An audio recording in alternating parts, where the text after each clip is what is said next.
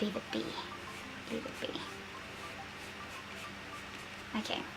Now because this is sanded paper, it is going to sort of start ripping little pieces of your sponge off. So that's the only downfall about using sanded paper. But you don't, I think I have been pressing a little more firmly than what I really need to. But, you know, I should have just done this one because this is the easiest one to see. So I'm using the titanium white still, just to get this in here.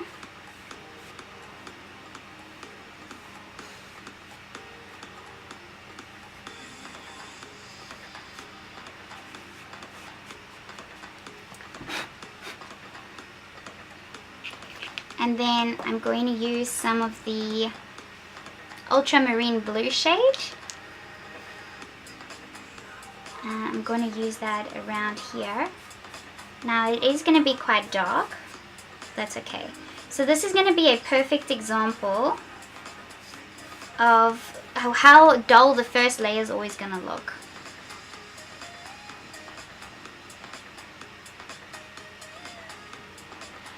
Artista is asking me, have I ever tried using makeup brushes or pan pastel for pan pastel application? I have, but a brush just brushes it off, whereas a sponge tends to make it like glue. If you want to sort of blend things out and make them softer, you could use a brush.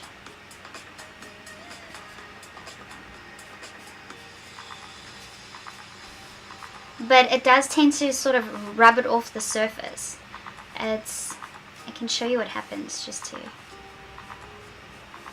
so you can see. So, but in terms of applying pastel to the paper with a brush, it's not going to work. I'll show you how or why.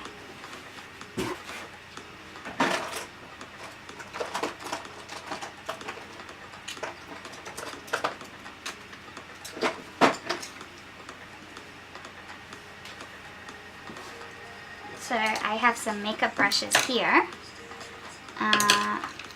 Let's say I want to apply some with this makeup brush.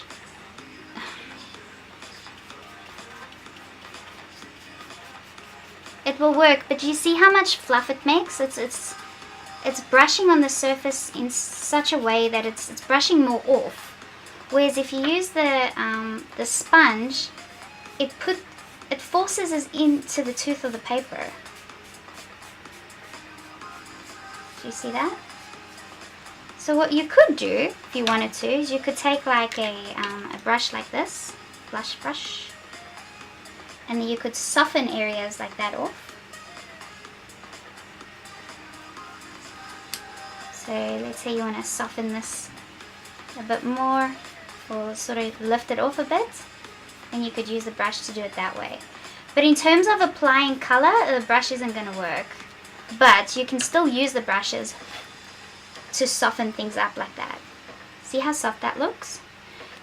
And then that would be your first layer, because if you're going to keep trying to layer like that, the pan pastel is not going to stick. You need to seal it with something. So let's, for sake of experiment, let's go back and see just how much of the blue we can actually apply before it starts moving around. Do you see that? It's already starting to move the areas around it around. So you need to seal that with a fixative to apply another layer. I want to show you guys, but I need to finish this section before I can show you that. So let's go and just do this top section here.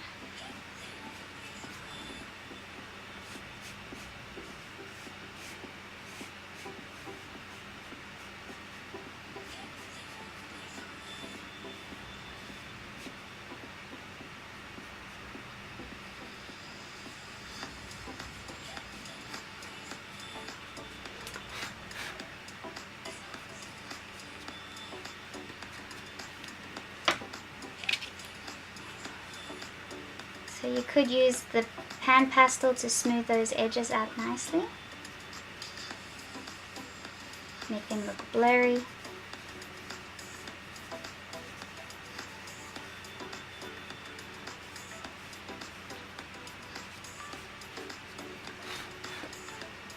And then if you want, you can use the brush just to soften some areas off so you don't see any like strokes. Or you can use that with a sponge as well. But that would be your first layer. So you would have to seal that in before you can add further layer. Because you saw that when we try to apply more blue, it's not going to make it any darker than that. So let me spray that. But first I need to protect everything.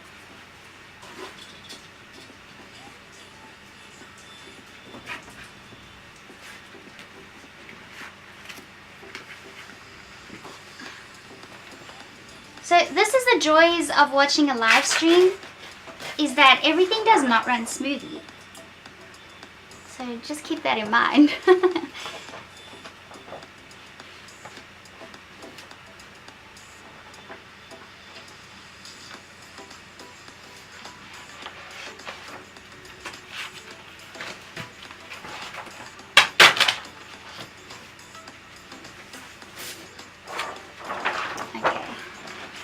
So I'm going to cover this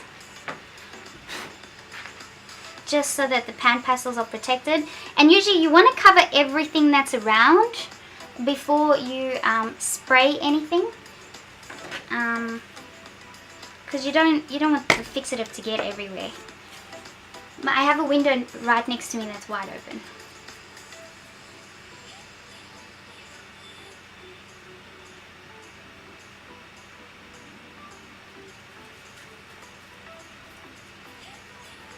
Okay, so I just shake it, so the bottle will tell you to do that. So for this one, okay, so this fixative is for pastel, charcoal, chalk and pencil work. And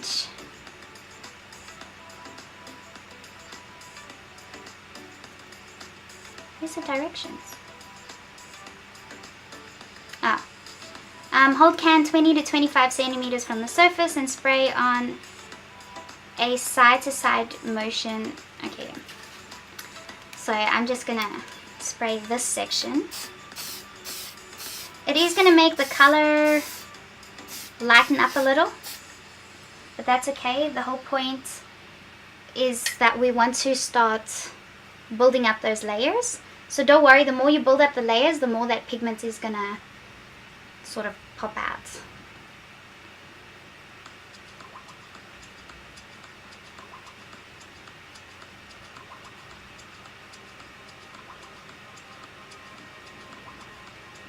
Jamie, really? That's amazing. Great, Gracelyn, you're entered. Thank you, Jamie. That was very, very kind of you. Let me just go back and see if there's any other questions.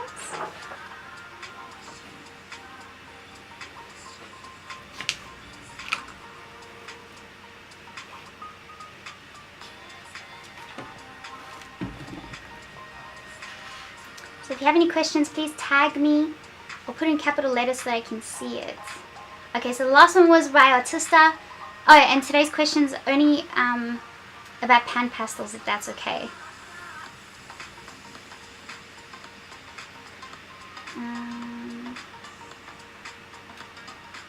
Let me just check if anyone else has.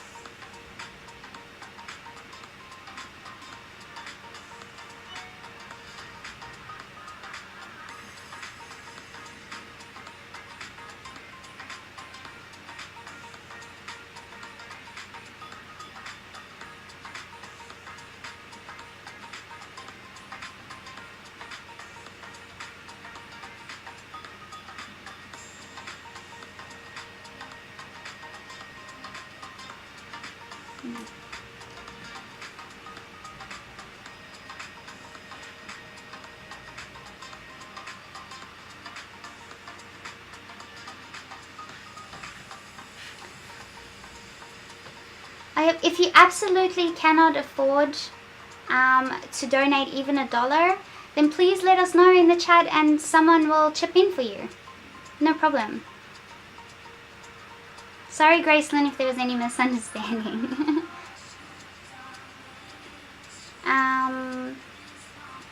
Angel's asking, do pastels blend in color or just layer?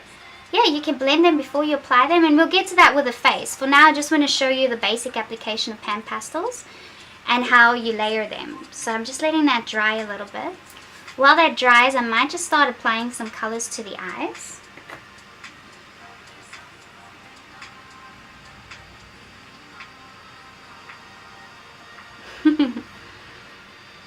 Okay, so I'm going to take some of the titanium white, and I'm using this nice little triangular blender. And thank you, Esme. Camera check.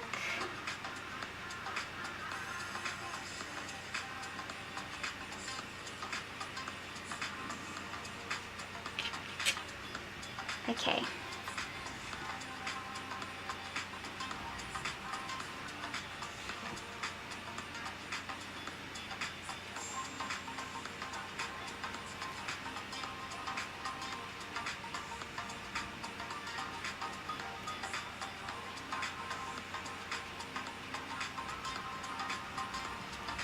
So I'm just adding some white in the whites of the eyes. Now what I do with something like the eyes, because I just do the like underpainting with the pan pastels, but I would do the detailing with the with colored pencils. So I'm going to be using my Faber-Castell Polychromos oil-based pencils for details. So just do the underpainting for that. Her eyes are a beautiful dark color, so I'm going to use the burnt sienna shade.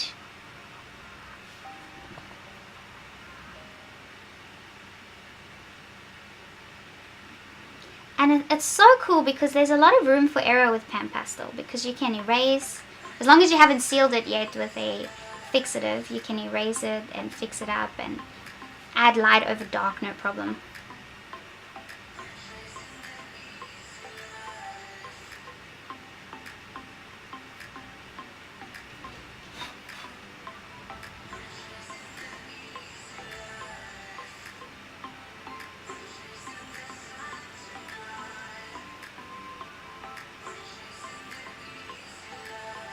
So there's no black in this set.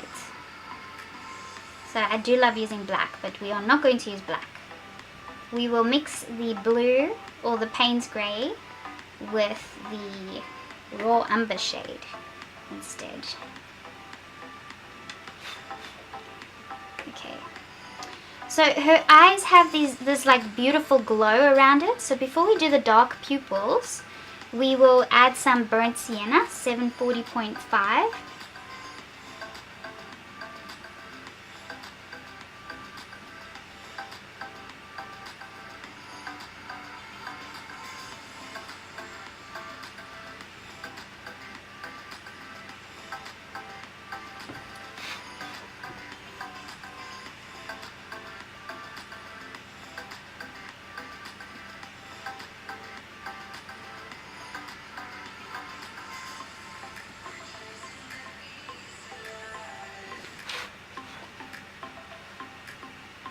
Which is actually not a lighter color. That's fine. That nice glowy color will come through with the colored pencils. And I'll probably end up using some of my Prismacolor pencils as well. So you see that I've gone over there a little bit. Now if you wanted to, you don't have to. So I wouldn't usually do this, but I'm just showing you that you can. So you could use a putty eraser.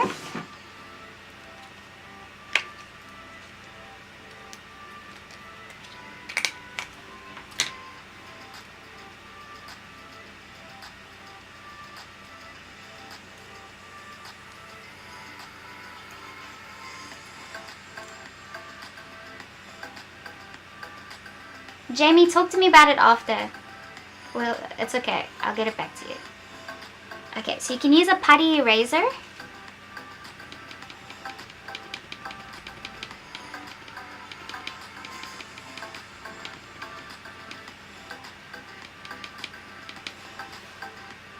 Okay, and there, you could easily fix that.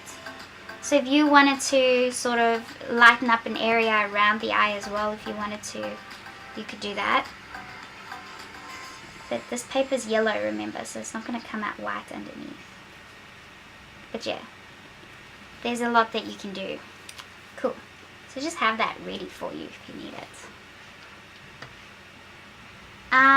Iggy is asking if you can apply pan pastels with your fingers. You can, but why would you want to unless you like working in a messy? Plus you've got the oils of your fingers and stuff that will mix with it, and I don't know how, because it's a dry substance. Pan pastel is very dry, so I think it's better if you apply it dry. Ian's asking, can you do finished detail completed pictures all in pan pastels? You can, but trying to get details like fine little eyelashes or something with the pan pastel is very hard, so you're better off using pencil for that.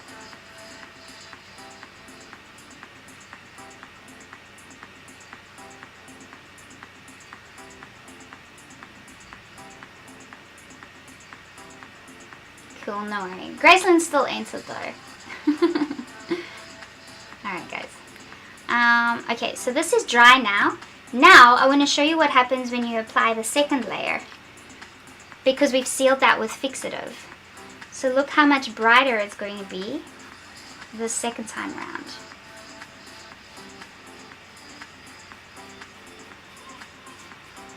It's not going to move around as much. Do you see that? Big difference. Big difference. So layering is key, so don't be afraid of your fixatives. This is how you're going to layer gradually and get those colors to stand out so brightly. That's my experience with it anyways. I don't know if it's like that with, if all artists use it this way, but this is how I use it. Yeah. If you're using a white piece of paper, sanded paper, it would probably stand out a little brighter. But I don't know. You have to play around. You have to experiment. Experimenting is key.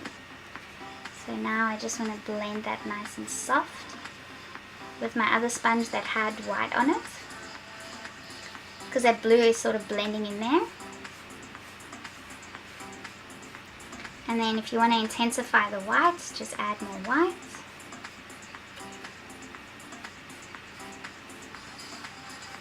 And then that's sort of the idea of the background. So I would actually work that a lot more than that, but I just wanted to show you guys an example of layering with pan pastels, so I hope that that was clear enough. Okay, so now we're going to get onto her face and stick to doing her face.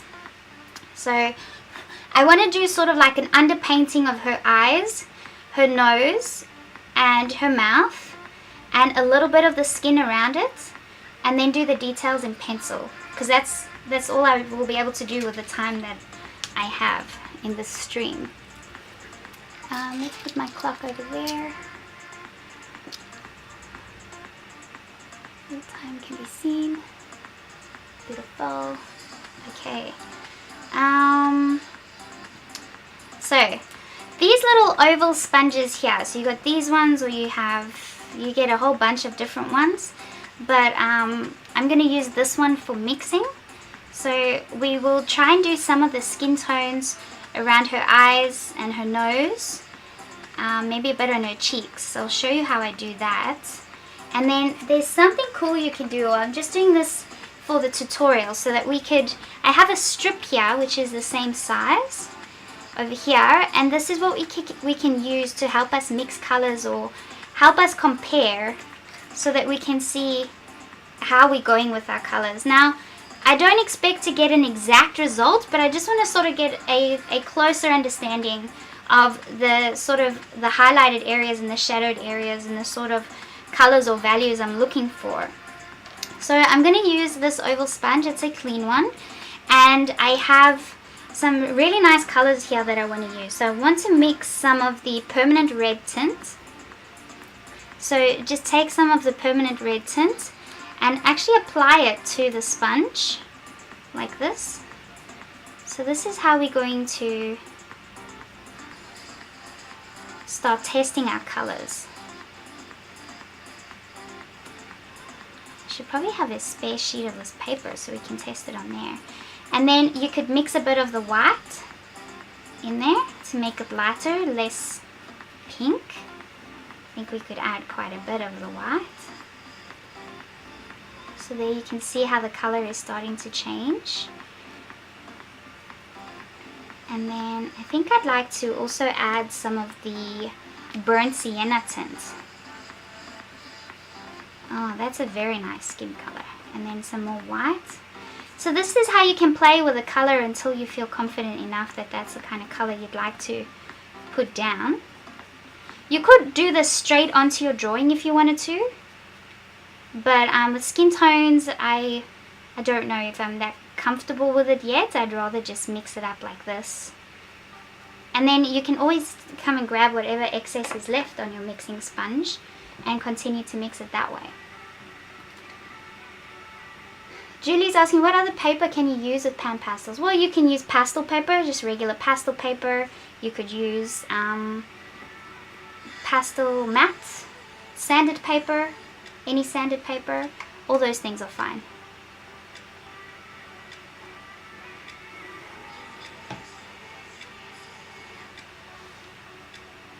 Okay, so now we have an idea of the skin tone here. So let's maybe apply some to her cheek here. So that's quite a nice color. And now when you compare this pink, because the yellow of the paper will confuse you, but you can compare the actual pink tone here to her skin, and you can see that it actually has to be even lighter. But this will probably be the perfect color for the side of her nose here. So let's just add that there, and then you can take your sponge and just, because there's a fair bit on there, just apply some more.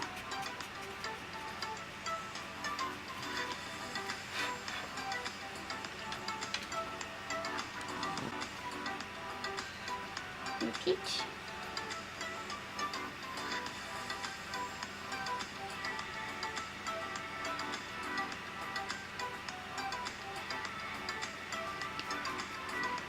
Okay. And then if you know that an area has to be lighter, I'm just going to dip my sponge straight into the white here and apply it onto the skin there, over the pink to make it even lighter. So this is sort of what I'm comparing it to.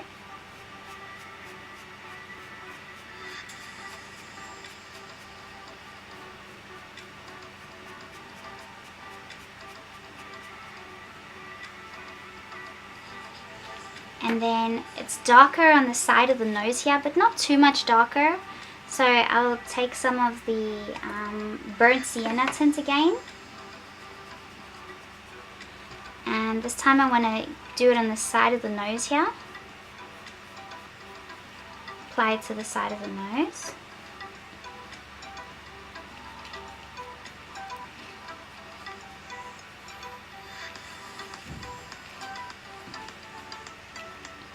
I might just apply some of it just straight from the palette.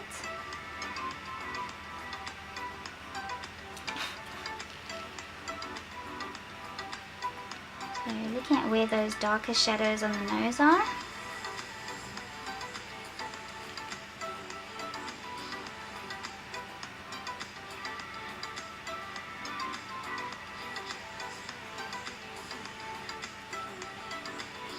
And it's quite dark above the eye here as well. So we could change these colors up later. We might just want to sort of establish some shadows a bit more now first.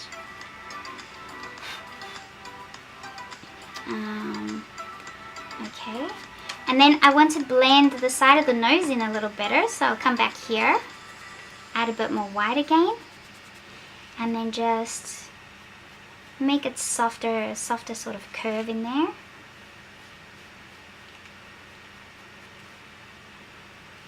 Add more of the white.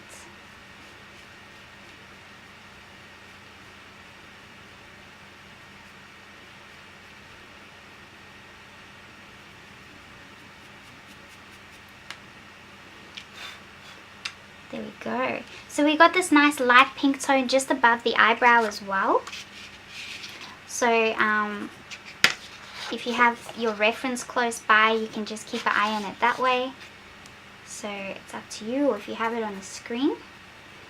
So this area here is lighter, so I'm just using what I have here and a bit of the titanium white and adding that lighter highlight under the brow.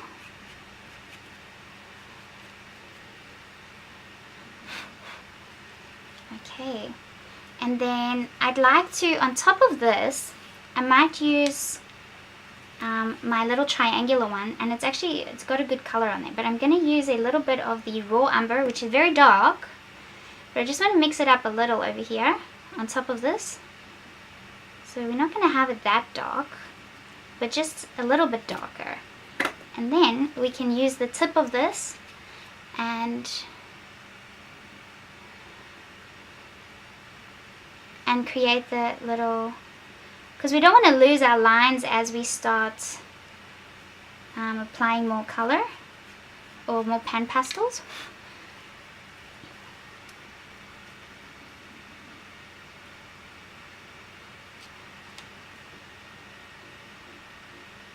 There it is. The music went missing. Iggy's asking a good question. How long will an average pan last? Oh my gosh, they'll last forever. It's going to take you a very long time to get through a pan, because you're just brushing the surface for color. And I've used my black one probably to cover the whole surface of something, or the whole surface of a background, with one pastel on something big. And I've done probably about 5 or 6 huge surfaces just with the black, and I'm probably only a third way through the black. So it's going to take you a very long time to get through a pan pastel. It's not going to happen quickly. Just don't drop it. If there's anything I could say, just try not to drop it, because it could break or crack, which doesn't mean it's not useful anymore. You can still use it, but try not to drop it. Well, I've dropped mine, I think I've dropped about 2, and they haven't broken, but I've dropped them on a carpet, so I haven't dropped them on a hard floor.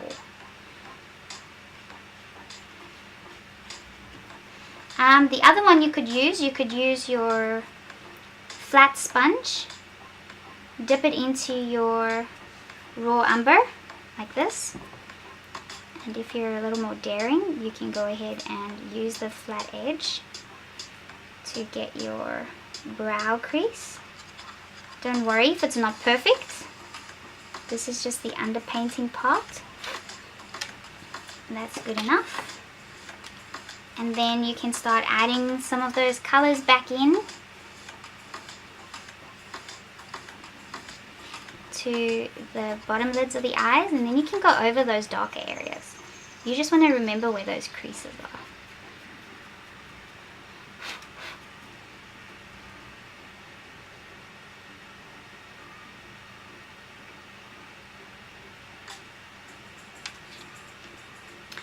Julie is asking, if you can't afford the full portrait set, what colors for portraits would you recommend as starters?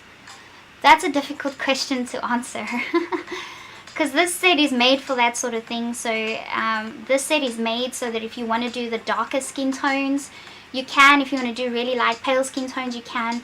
So if you're only going to do a certain type of skin tone, then I could probably recommend a couple of colors. But your best bet would be to go to Pan Pastel's website and just look at their list of colors and pick from there. And what you see is what you get. So whatever color you see that's in there, that's the color that you're getting. It's not like a pencil where the color is different to the casing. So that's a difficult one to answer. But I think any set that would get you far is if you go primary and tertiary colors and you start learning a bit more from color mixing, then you can do anything with those colors. Literally anything. Okay. So see how that just already created a little bit of depth? And then I'm just going to use some white. I went a bit too dark over here. So you can literally just keep working this and working this with so many layers, because it's just such a fine fine substance, fine powder. It's not gonna a whole bunch of layers isn't gonna stop you from creating more layers, sort of thing.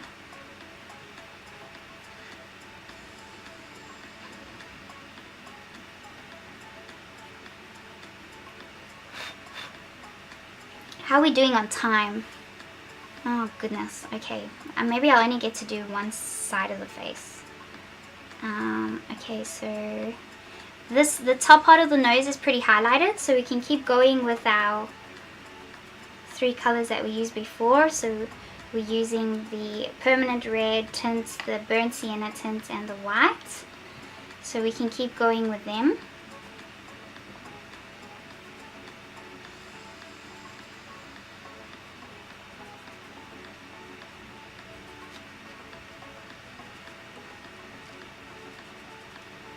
And apply it to the top of the nose.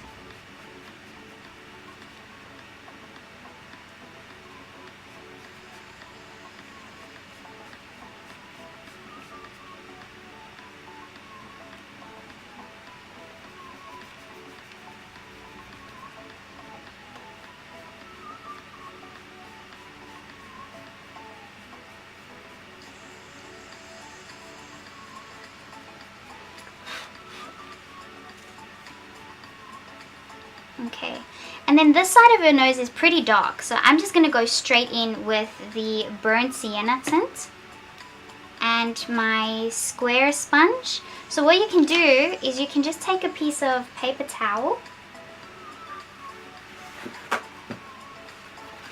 So if you don't have to swap your sponges out, you just take a piece of paper towel and you can wipe off any excess like that. You see, now my sponge is clean, even though it doesn't look it. And I can go ahead and add some other colors. So I'm going to add some of the burnt sienna tint. And I'm using the flat edge because I want to apply the shadow here to this side of the nose.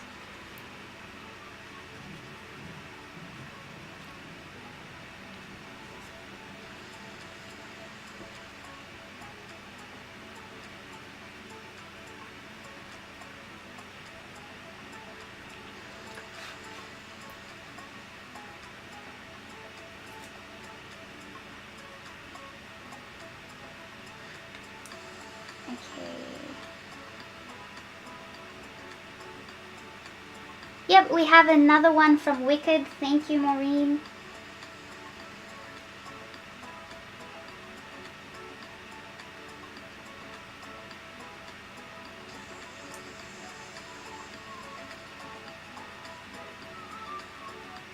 Beautiful. Time good on the camera. It's a bummer because the DSLR camera will only record for 11.5 minutes at a time. Wow, almost dipped that in the wrong one. So here, if you want to make sure that you are paying attention to the creases of the nose, you could have the reference like right here, because parts of it, like this part of the nose has got very particular shadows, so you want to sort of get them nice and accurate.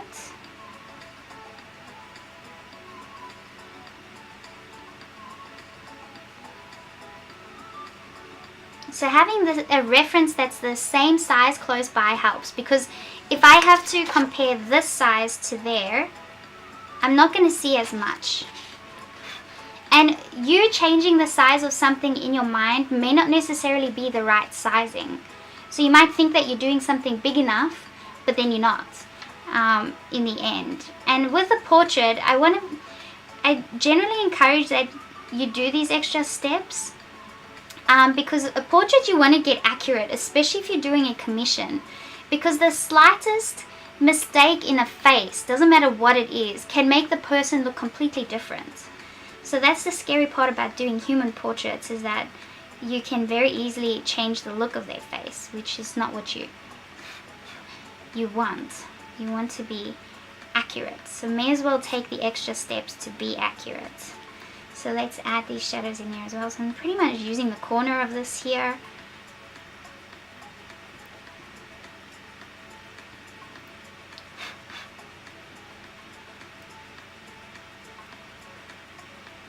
So that's pretty good.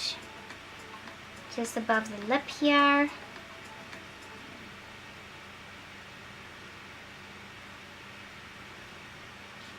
So, oh, and the bigger the better if you're using Pan Pastels. It's a lot easier to draw on a bigger surface than trying to do fine details with these. So if you draw big, it's going to be much better for you, definitely. Okay, so that's good. I'm happy with that.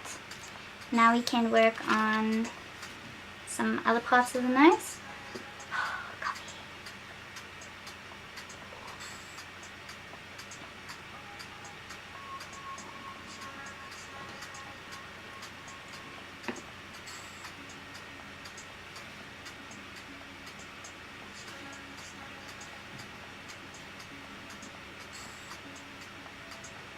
Yeah, Pan Pastels are expensive, but keep in mind how long they last.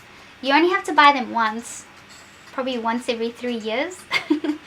But don't buy all of them. Just get if you can get the primary colors as a start and the secondary colors, then that's a good start to go with Pan Pastels.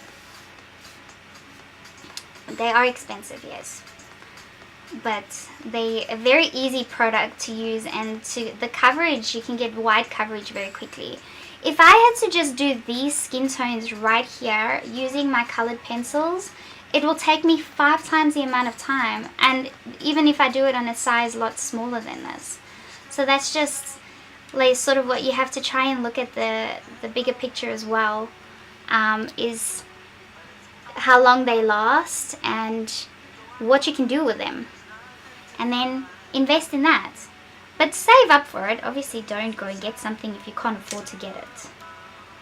But in saying this, I've been talking to Pan Pastel, and I'm going to be doing a giveaway like this every month. So this is not going to be the only one. We will have another Pan Pastel set next month. I can't believe I forgot to mention that. So mixing these 3 again.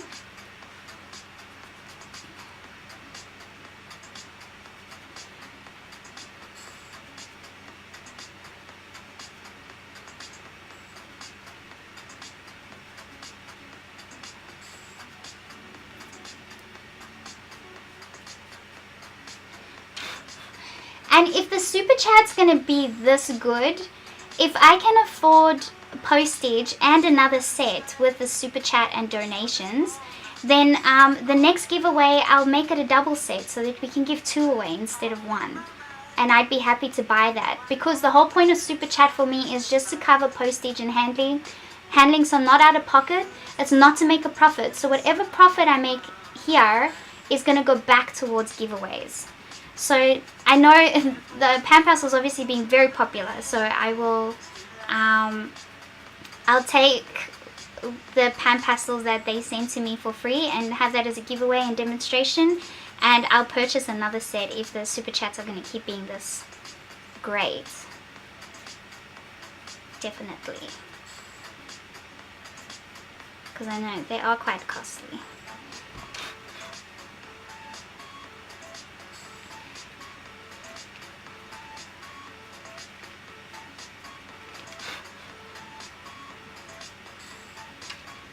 Okay, so I want to add some of these lighter colors in this area of the nose now. So I'm still just mixing these 3, so you can see sort of what I'm doing.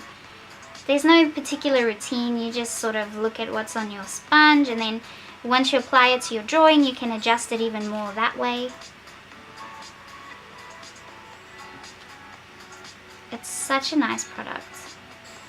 And you just, getting things this smooth with pencils is not easy. So that's why I like Pan Pastel so much. So I do tend to go the pastel way with portraits and skin tones because it's just easier. Or if I'm using pencils, then I like using sanded paper. And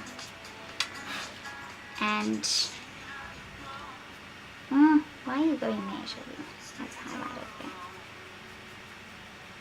Sandpaper and solvent also is another way to get things really smooth.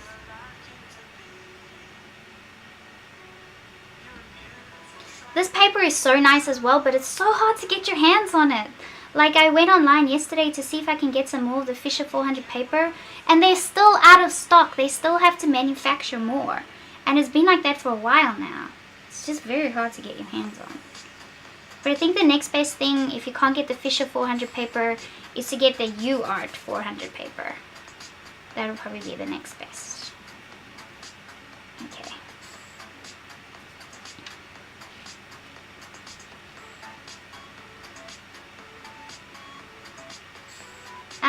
Are they toxic to dogs? I don't think so, but it'll probably give them a bit of a tummy ache if they had to eat it. Make sure that you're responsible and that your pets can't get their hands on it.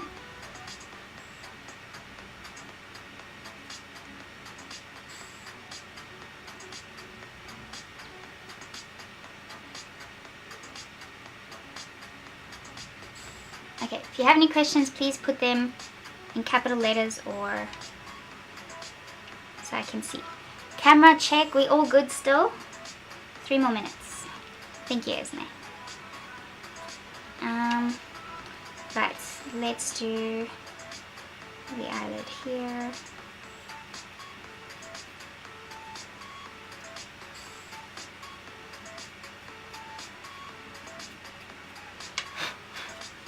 Does this make sense when I'm demonstrating? So it looks very, let me try and zoom in some more. Let's work on the eyes and the nose for this demonstration. I'm not going to get to the mouth, so I'm not even going to try. So what's going to happen next is once I got this underpainting done here with the Pan Pastels, I'm going to use my pencils.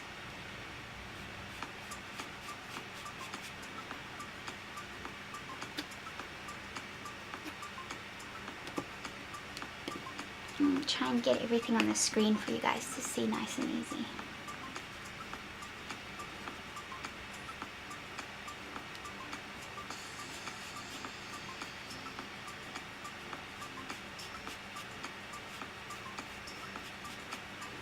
So this one is the titanium white, this one is the permanent red tint, and this is the burnt sienna tint. I'm just reminding myself because I'm going to record each color as I do the tutorial.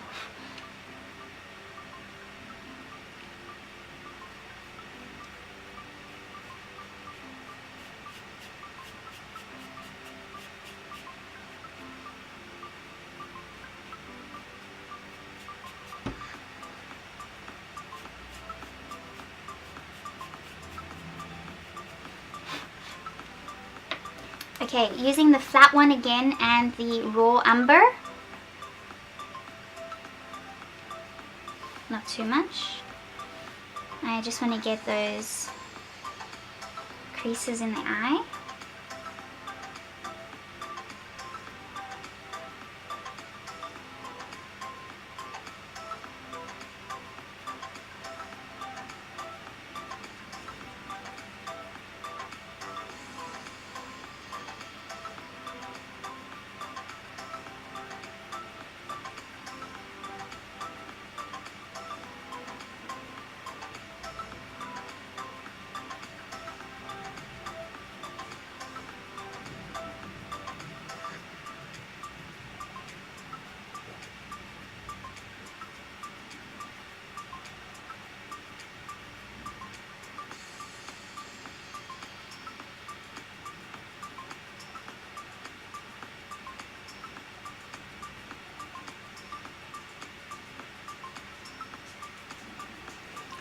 But like those very fine creases, it's easy enough for you to get that with your pencils. So this is just an underpainting. So mix that up using some of the burnt sienna tint over here because there's a shadow here.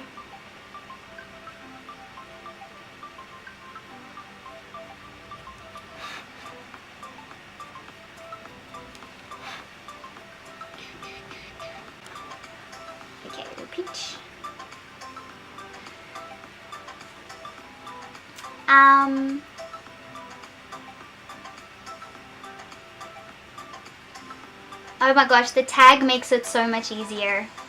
Thank you.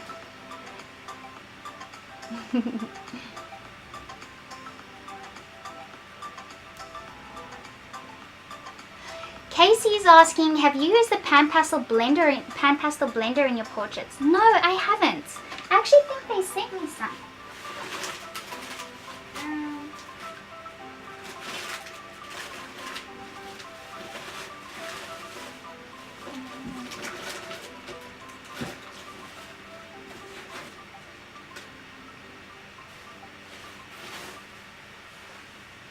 I don't know. Pan Pastel actually sent me a whole box of stuff. They even sent me the supplies for me to do my workshop. How amazing is that? Isn't that crazy? I'm so lucky. But no, I haven't tried them yet, so I should try them. I'll see what it is and then see if I can incorporate it in this demonstration as well. Thanks for asking.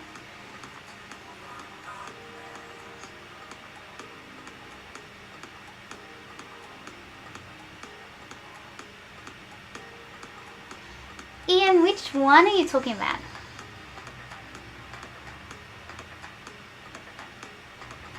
Lady Marigold is asking, how do you clean the sponge tips for the Sofft Tool and do they wear out quickly? Okay, so to clean them, all you have to do is you take a paper towel and then you can literally just wipe it clean like this. Can you see that? You just wipe it clean like that and then you're good to go. Dip it in the next one. I am using sanded paper, so mine are wearing out pretty quickly. You can see what it looks like there. So they are starting to wear out, because the more you rub on the sanded surface, the more they sort of do wear out. But you can get a whole lot of them for pretty cheap. The Sofft Tools are really cheap and it's easy to just replace the sponge heads. So usually you get a few extras if you do buy these.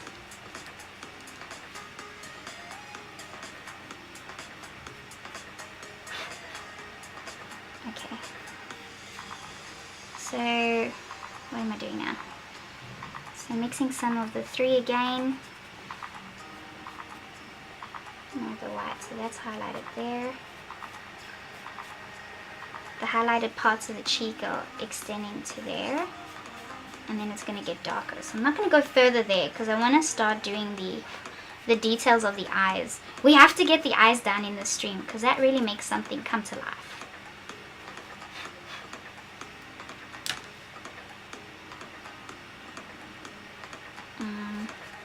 Using some of the burnt sienna tint.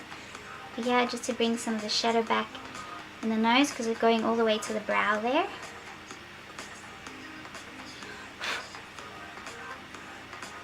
So those little bits that you see me blowing off all the time are from the sponge, not the pastels.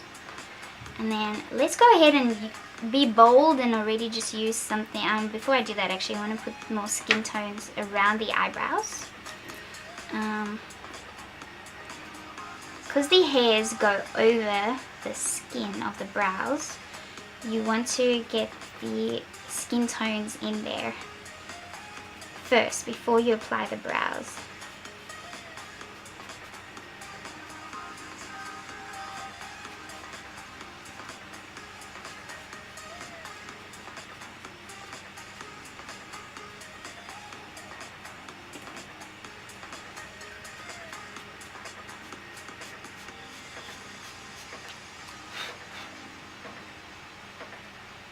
Okay, and then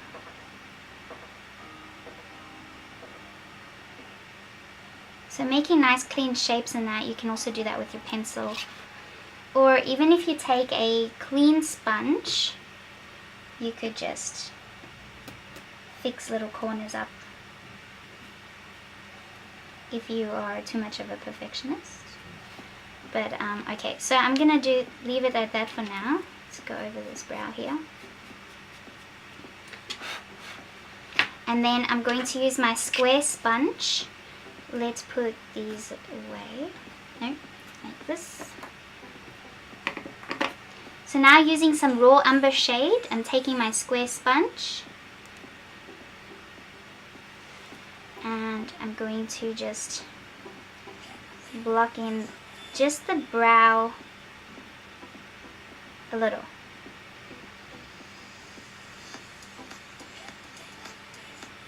Just like that.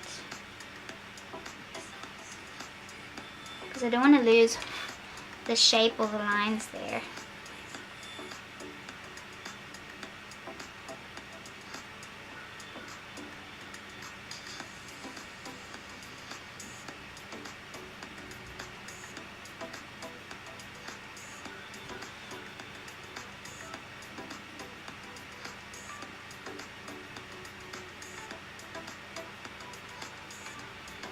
Like that. The rest of those details will be quite easy to apply with pencils. Okay, let's spray that. Oh, I might have to do another layer. I completely forgot about that. So I'm going to spray that with my fixative to seal that in. So I don't want this to change. I want that to stay the way it is. I'm going to try not to spray too much because I haven't actually... Usually you'd want to do the entire skin tone of the whole face before you do that, but in this case we're not doing that. I'm trying not to spray too much around the other areas. Yep, that's enough. Just to seal that in. Sorry. And the Micador fixative that I like using doesn't take too long to dry.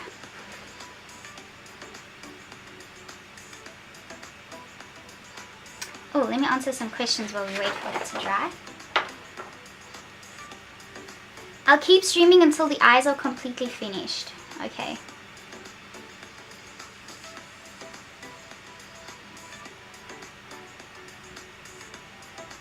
Peggy's saying, Shells, I know you're using Polychromos for details. Do you ever use pastel pencils? I don't use pastel pencils, I guess because I just love colored pencils so much and I don't have much experience with pastel pencils. It's an automatic thing, like I didn't even think twice about using the Polychromos pencils for this, so I think that's why. And because it's standard paper, the Polychromos pencils work great. You don't have to use solvent, you can just use a little bit of pressure to get it nice and smooth, excuse me. And that's all you need. But I guess you could use pastel pencils. Just fine. I bought a set of the Faber-Castell pastel pencils and I haven't tried it yet. It's sitting there. Do you want me to use pastel pencils instead of... No, I'm using colored pencils, but I will try the pastel pencils one day.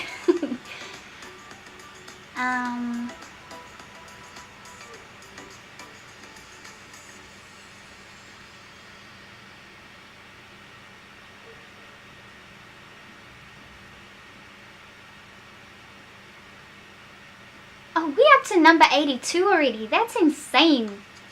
Oh my goodness.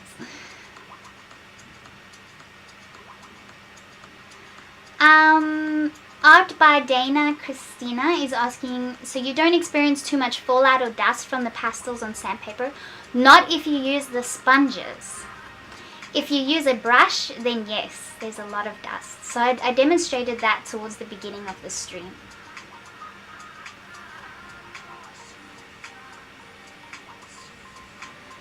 Phyllis is asking if I've used the wildlife set of these. No, I haven't, but since I'll be getting a set every month, I'm sure we'll get to a point where we can test the wildlife sets. But I know that Morgan,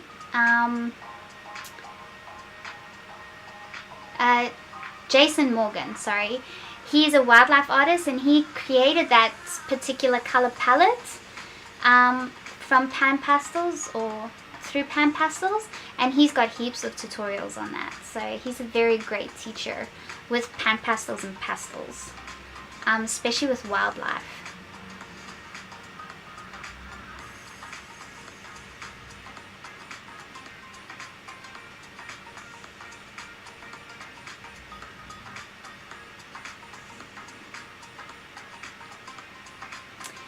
Lady Marigold is asking about the pop-up. So that's called Super Chat, Lady Marigold, and that is so that you can enter to win the Pan Pastel set. So this whole set I'll be giving away at the end of the stream, along with a couple of other giveaways.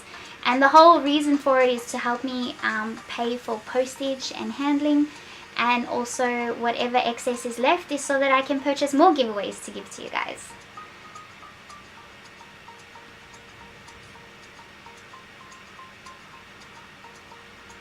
Oh, and just a reminder for those that are tuning in later, this entire step-by-step edited version of this tutorial, including each color I'm using as I go, will be available on the Pan Pastel YouTube channel once I'm finished with all of this. So that will be a lot easier for you guys to follow.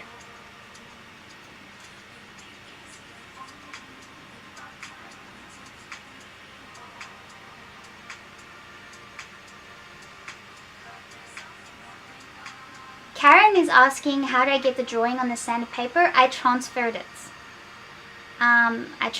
So what I did is I sort of printed out 4 A4 size prints, and then I applied Pan Pastel to the back actually, so like a purple Pan Pastel, and then that is what and then I used an etching needle to transfer the outline onto the paper.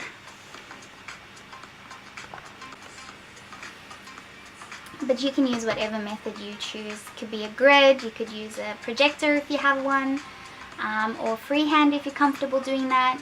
With the portrait, I tend to transfer because I want it to be as accurate as possible.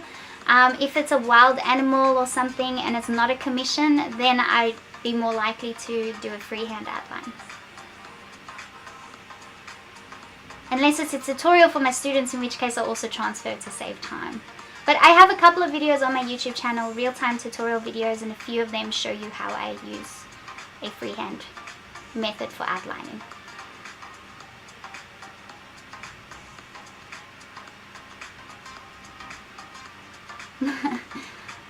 Peggy. Angela's asking, is the Pan Pastel your same channel or different channel? No, different channel. Pan Pastel is a channel on their own, it's a brand on their own. The link is in the description. So I put a link there to Pan Pastel, and I think it says /videos. So if you click on that, you can see the video tutorials they have on their website. But it is their website, so you can check all the rest of the information there as well. Jill is asking, can you put Pan Pastels on top of pencils? Yes, you can. If you want to make it softer. Just remember, if you're using mixed media like this, you sort of want to seal layers with a fixative. So if you want something to stay, like let's say I put a layer of colored pencil and I would want to put Pan Pastel over the top, I probably want to seal with a textured fixative so that there's tooth again, and then the Pan Pastel's got something to stick to.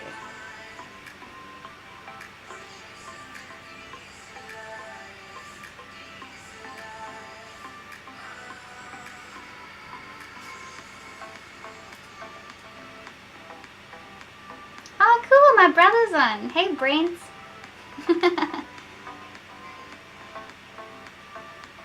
Mary Ellen, thank you very much. And Sherry Meek. And Brent, oh my brother. Brent, what are you going to do with the Pan Pastels? You're not going to use them. Let me just let Maureen know those names. Okay, so Mary Ellen.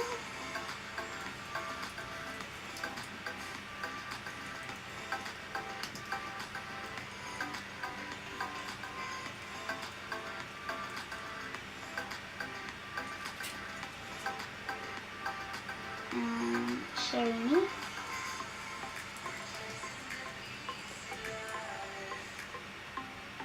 Brent.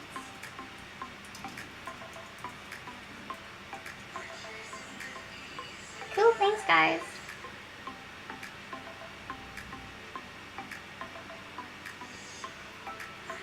Cool.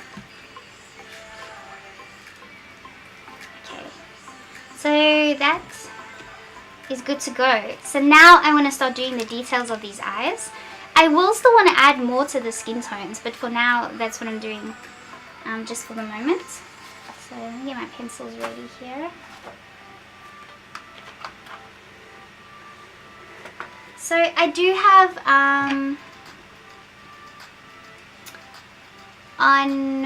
where is it? So on my YouTube channel, in the real-time tutorials or free tutorials playlist, I do have one with a color wheel, and I think that one I also include the swatches and the link to the swatches. But if you are not confident in picking your colors, because I'm just going to pick my colors straight out of my trays, I'm not going to worry about getting the exact colors. I'm just going to pick what I think I want. But if you want to be exact, then feel free to download the swatches and create swatches out of whatever pencils you've got. Okay, so this is one eye. Where's my other eye?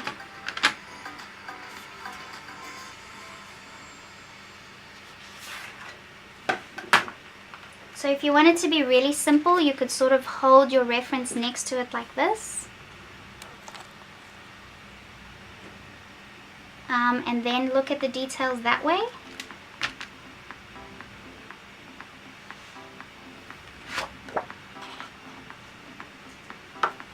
So let's do that just so that you guys can see.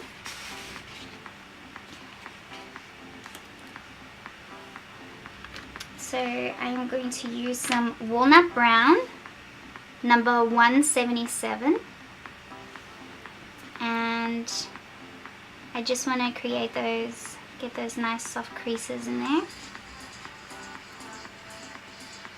So with sanded paper, like, your pencil core is gonna really stick to it super easy. So make sure that you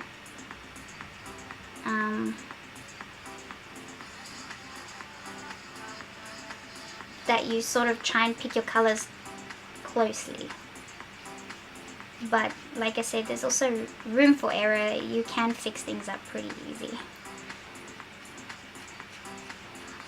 So top eyelid is pretty dark. So, and if you're going to do eyelashes, do that last. So we just want to get the shadow in here.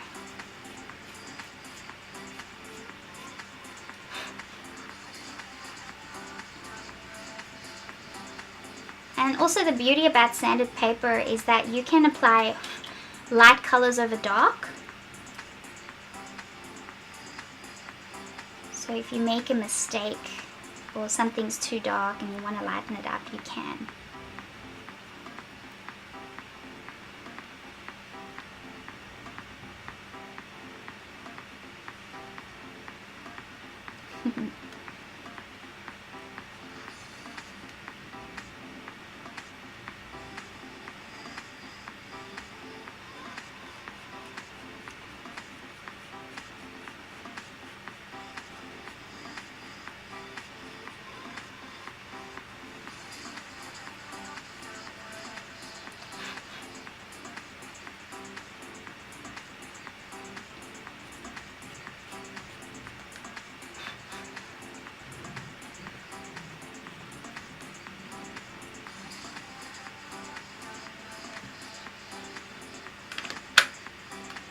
There's a beautiful sort of golden color in the eye, so I'm going to use some of the terracotta number 186 and add some of it in around here.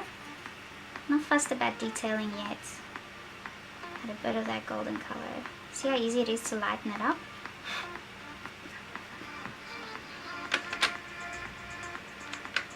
Go back in with the burnt umber number 280. In here.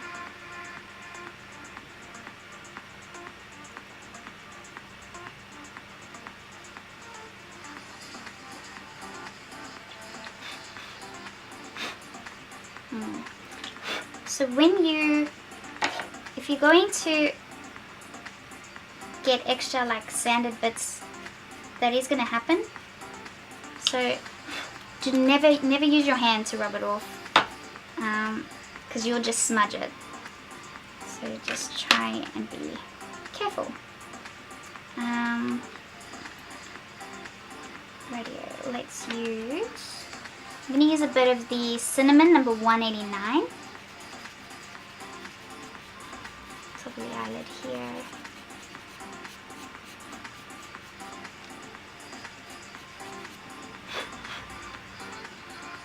So your pencil core will create a lot of like sandy flaky bits, so you're constantly going to be blowing that off your paper, and that's normal because I mean you're literally scraping it against something that's got grit, sandpaper.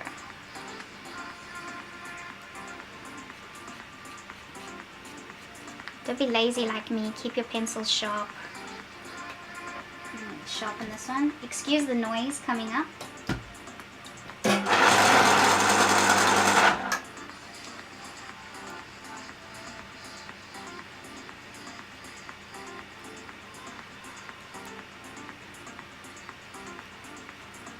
Remember, if you go too dark on sanded paper, it's fine because you can just lighten it up.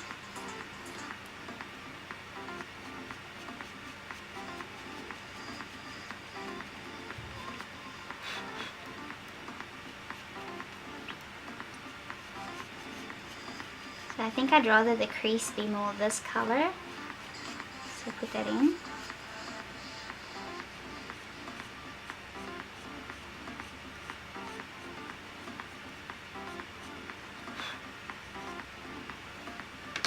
Then we have a nice light flesh, number 132.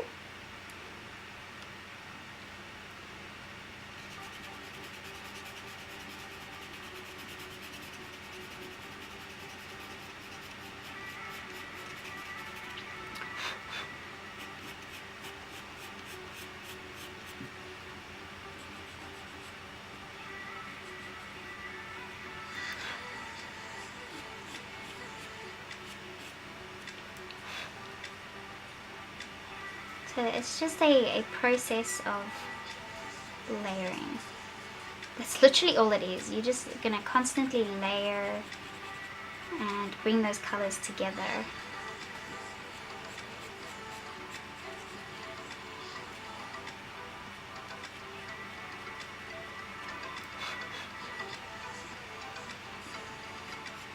So the white of the eye is never completely white, so you always want to add a bit of color in the actual white of the eye.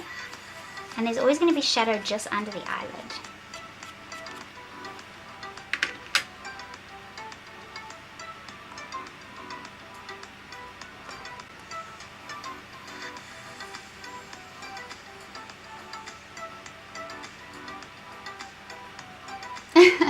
Angel says it's genius. Look at the reference and the drawing simultaneously.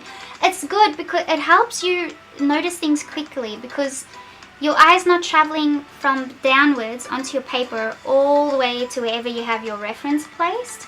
So you will notice more, and it will also help you get the shapes right and the size of the values and all those sorts of things as well. So it is worth having the right size reference close by. Okay, so now I'd like to use some of the warm grey one, number 270. And I want to put that in the white of the eye.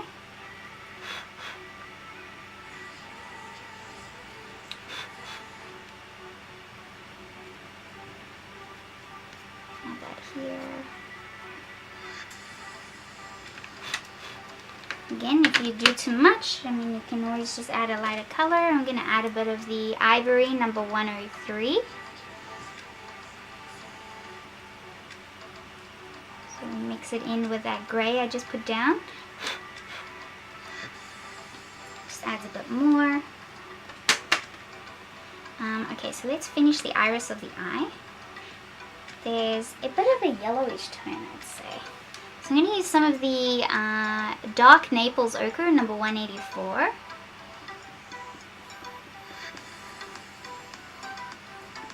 Put that in there.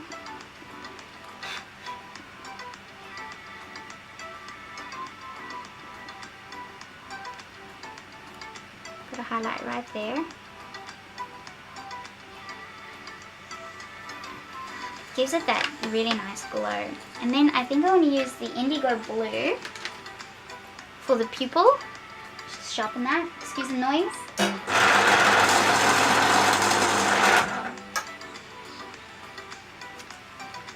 Luella's asking, can you use solvent on the colored pencils? You don't have to when you're using this particular sanded paper, because you can get a smooth result just by your pencils itself.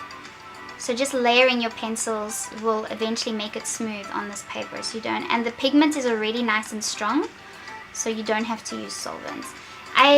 When mixing it like this with pan pastels, and because I want to keep layering more pan pastels, more pencils on top of each other, I don't think I'm too keen on using the solvent. Casey's asking, why did you choose a yellow paper for this portrait? I didn't. The Fisher 400 paper only comes in this color, so yeah.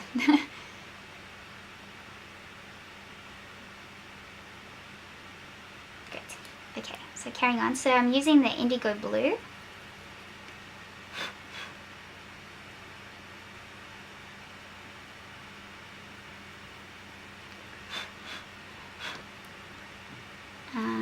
So indigo blue is good to use instead of black or with black, because if you just use black, it can make a color look very flat.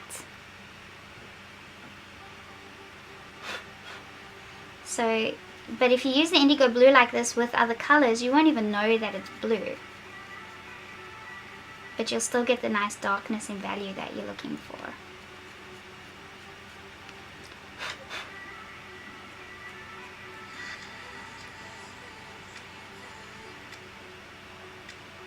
I said I was going to finish the iris, didn't I? Okay, so we're working on the iris.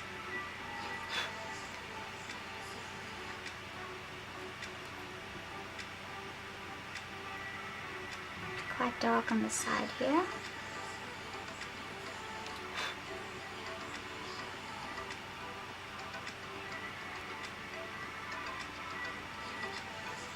So like my pupil, I think it looks a bit big.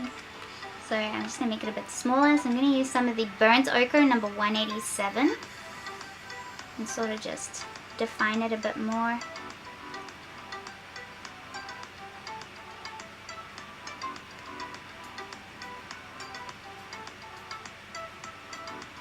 It's better.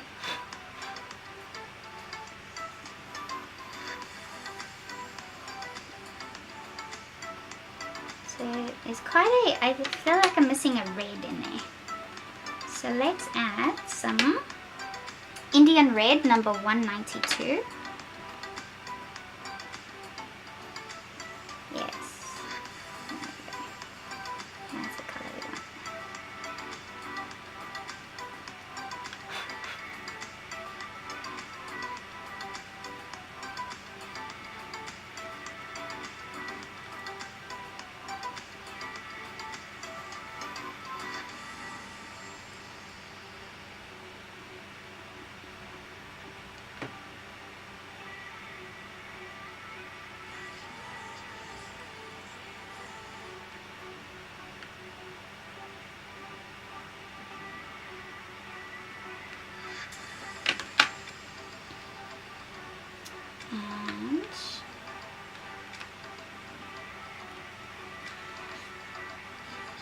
Maybe a little bit of the burnt ochre number 187 on top of the yellow. So you have to have a play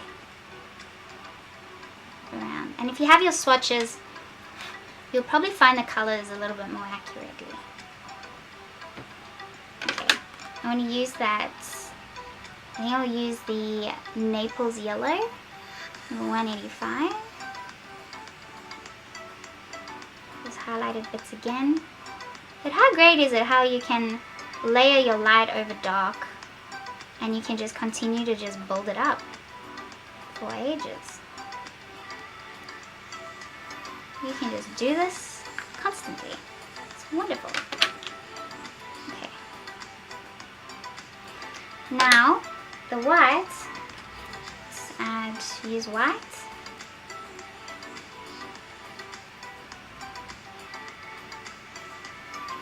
Now what I usually like to do in the end is use a like titanium white by Brush and Pencil. I like using their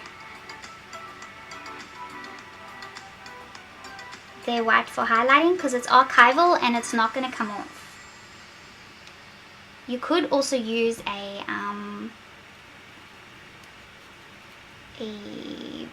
paint marker if you wanted to, Okay, so my eye, something's wrong. This needs to be wider here.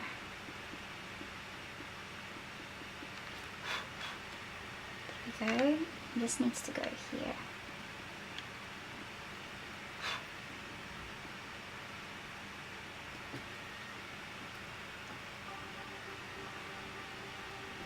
Okay. So as you start adding the surrounding colors, that eye is going to come a little bit more to life. Let me check if there's any questions.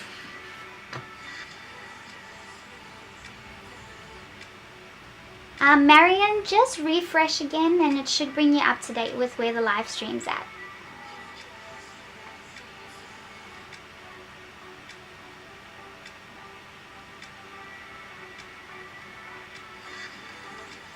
Hey Valerie!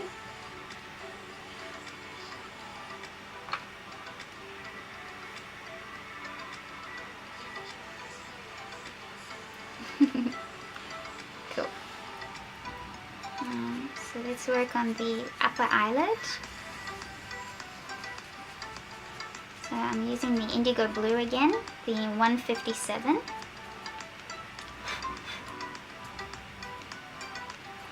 And there's some nice warmish tones in there. So I'm going to use some of the cinnamon, number 189.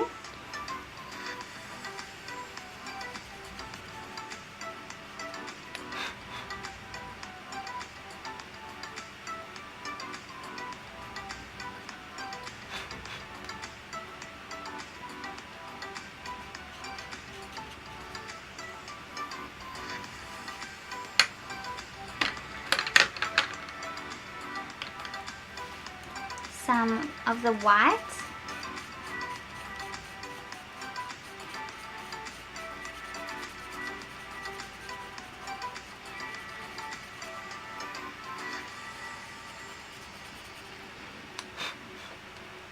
Just in here, there's like a whitish sort of highlight happening.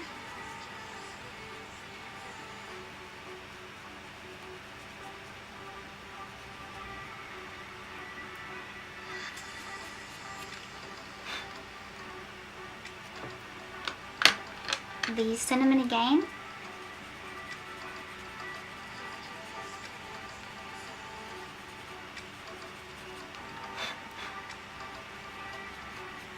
So when you add the lashes over the top of this now, it's going to look quite nice.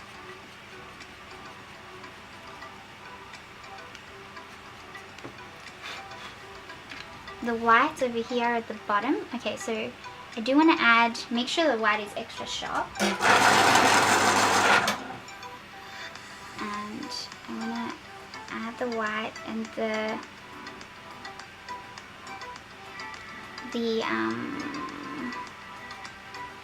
waterline. Even though it's not white, but I just want to add it there so it stands out.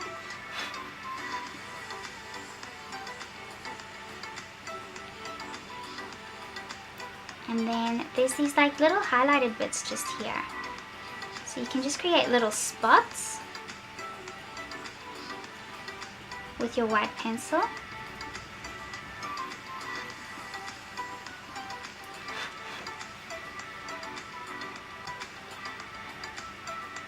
Thank you, Esme. You're spot on.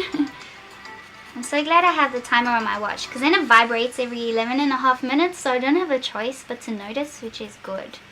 Because I'm not always looking up at the screen at the exact same time, or the right time.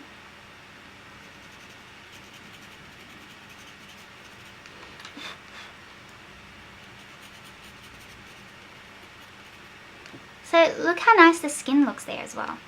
It's starting to look very, very nice. I like it. Okay, the song is not staying on. Let's go add another one. New one. So using some of the light flesh, number 132. I'm going to add it here in the tear duct.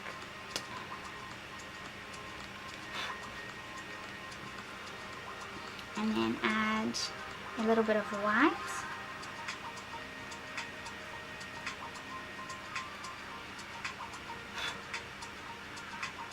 Yeah. And then a little bit of, let's go, Venetian Red number 190. Sure you can tell that this is a new set of pencils. My other Polychromos set of pencils, all the pencils are so small, so I just recently got a new one. Okay, I'm making noise.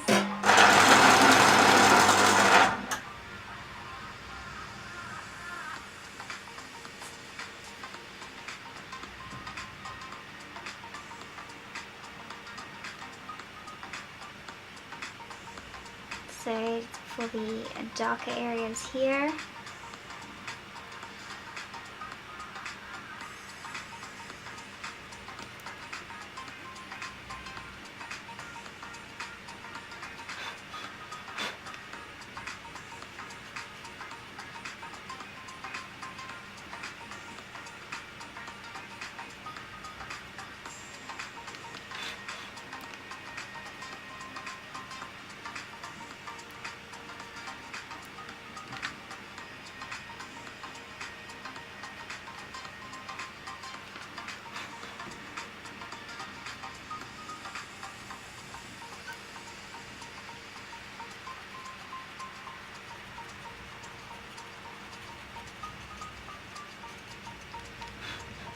See why I couldn't do the entire portrait in one live stream? It just takes too long.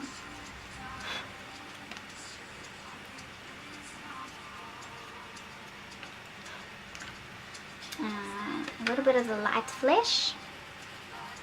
132. I have to say the name of the pencil and the number every time because I'm going to have to listen to the video and record each one.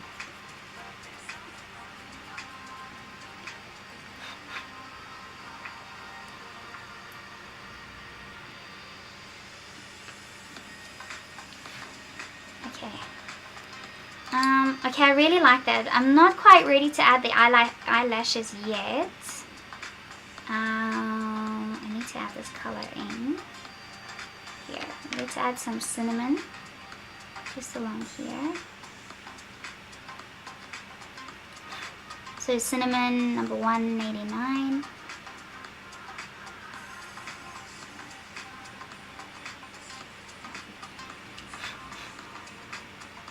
There is sort of that slight dividing line tear duct there. And with the tear duct, like, you don't want to make it too obvious. Using some light flesh number 132.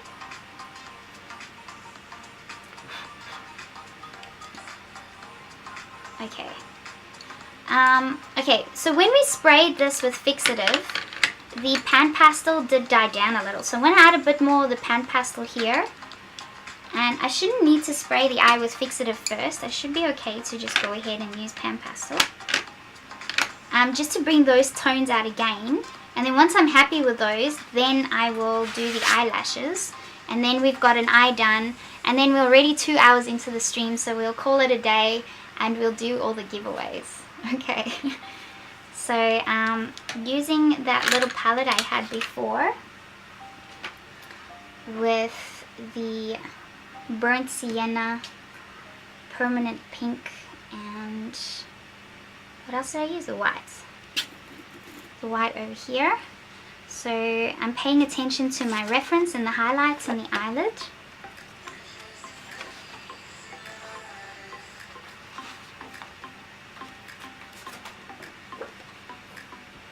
And then dipping my sponges, mixing on my little mixing sponge.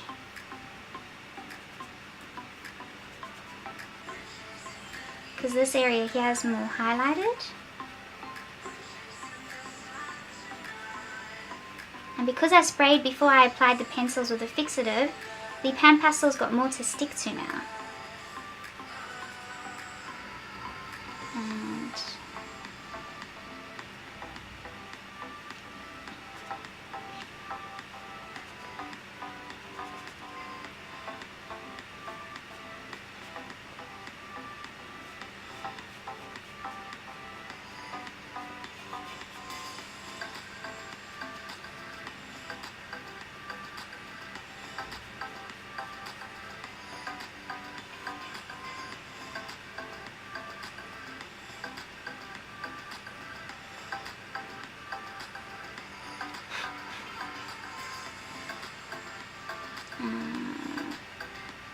The very top of this eyelid's quite highlighted.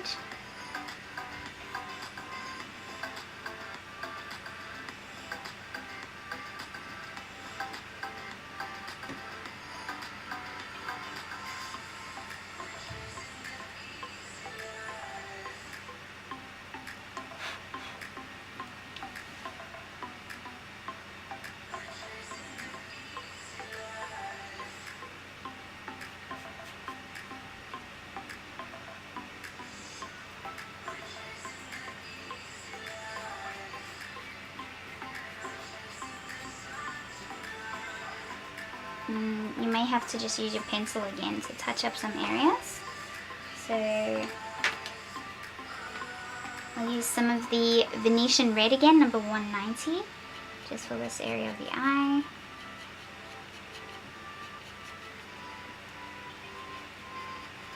And this over more.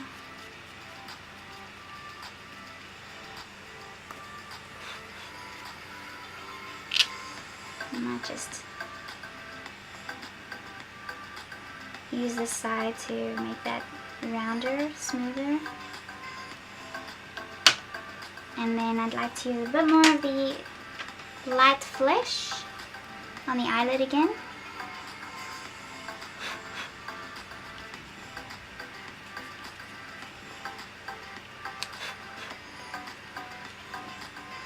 There we go. Move it here.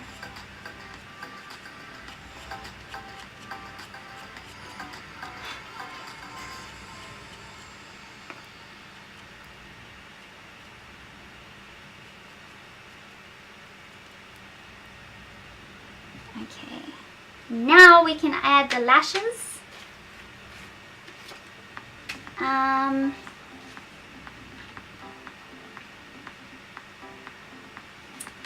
I'll probably use my, do I use black or indigo blue? Let's use the indigo blue. So making sure it's super sharp.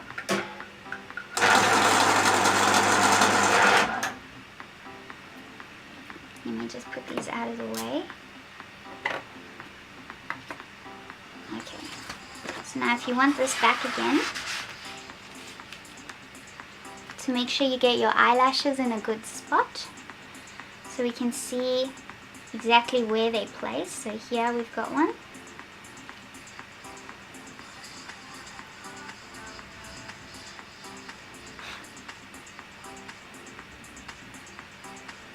Here you've got one that's sort of got a little triangle to it almost.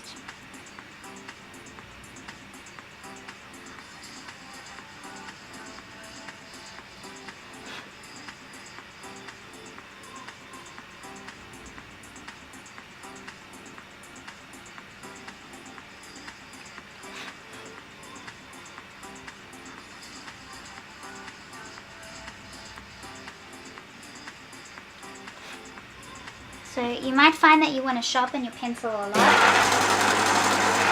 Even though that seemed very sharp, it's already losing tooth because of the sanded paper.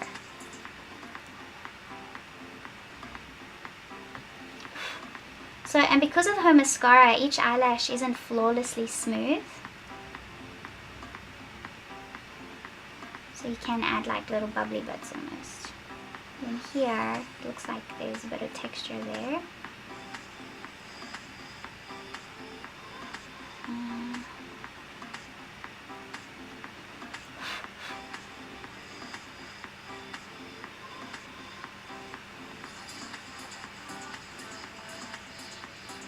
And watch how far up they go as well.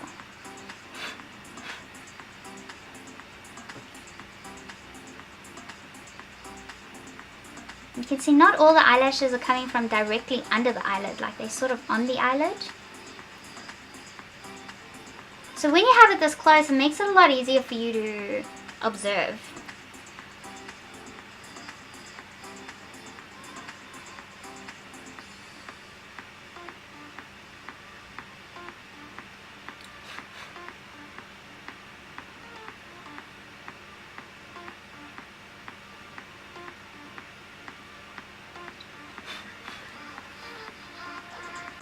I can see the shape of my pupil.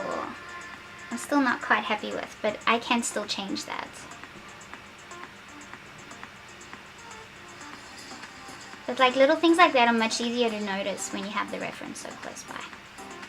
I know I keep saying it, but I'm sure you guys can see what I mean.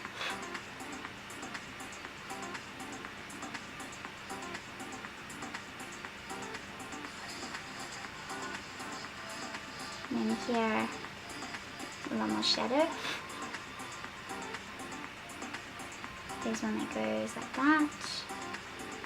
And then one that sort of curls around it.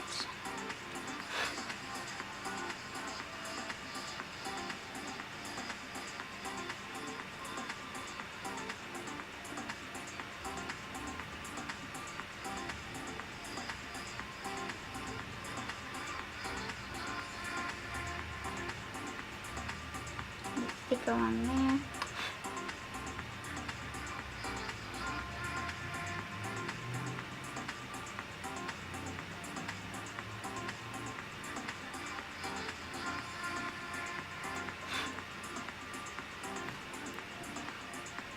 Okay, and then the bottom ones. The bottom ones are always very small and intricate, and usually they don't go in the same direction. So make sure that you are following the direction. You'll find always with the bottom ones as well, they tend to be crisscrossing ones. Let me just sharpen this.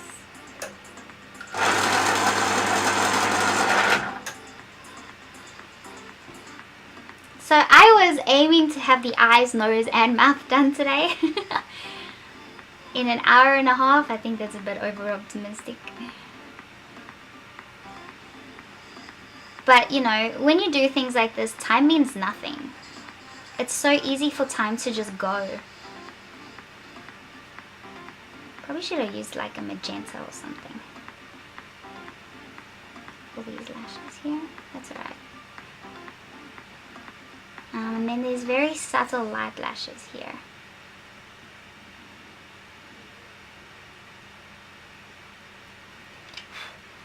Okay. So I do want to use another color over the top of that. So I think I'm going to go with this one. So Red Violet number 194.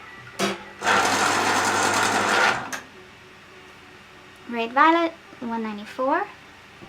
And I'm going to go over some of these blue ones very carefully.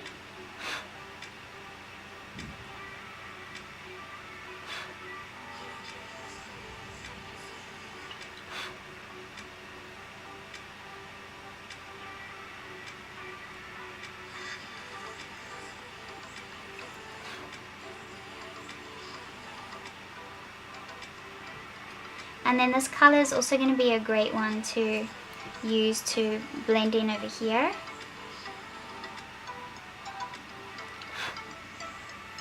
With the color of the like eyeshadow and the skin.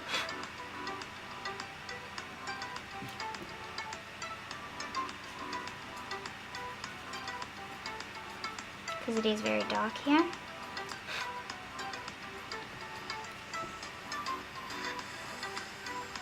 And then even a little bit in between here.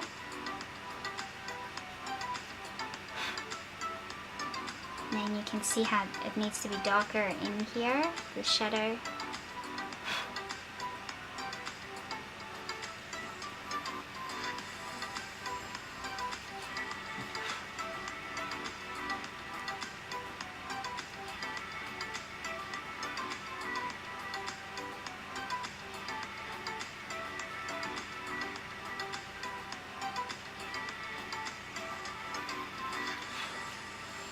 Okay, now if you find some look super thick and bulky, that's fine. Use something like the Light Flesh Shade 132. That's what I love about this paper, is you can just use colors on top of darker colors, make it a little more subtle.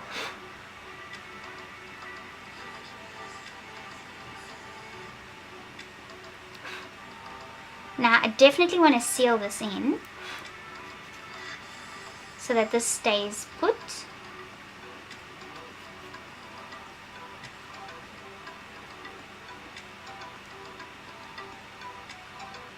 If you've gone a bit too dark, you can just sort of draw right next to them, and then it'll make them look a bit more subtle.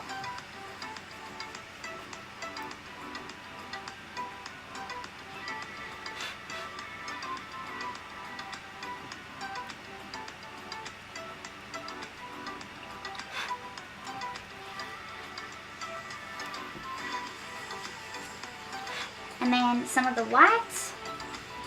So it's just constant observe, draw, observe, draw, observe, draw.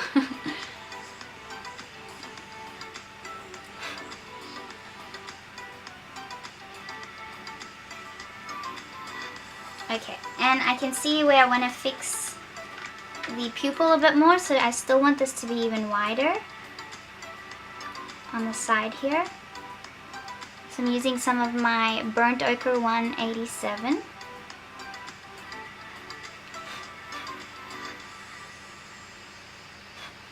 And my Indigo Blue, just there.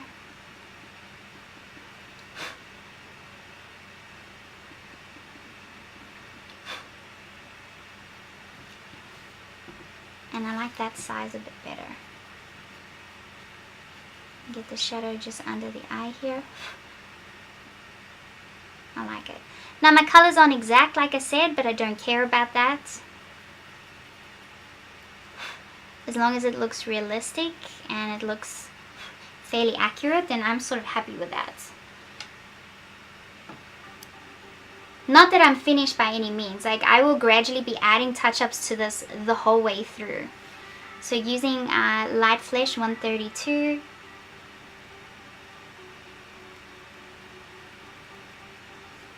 And white.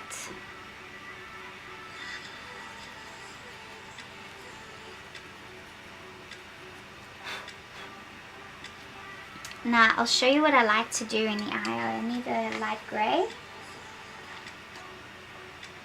So Cold Grey number 1, 230.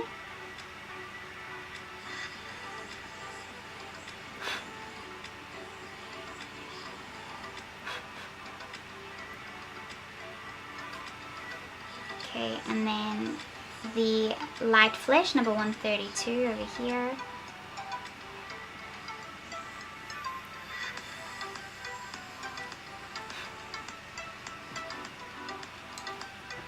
White.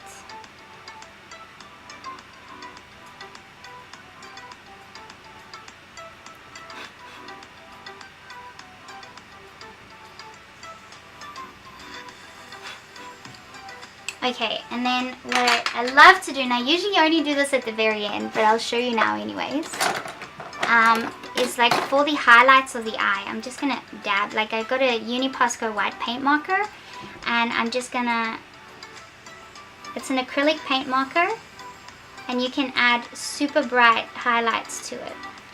So I want to add a little bit of a moisture look in the tear duct over here. Let's make sure some paint's coming out.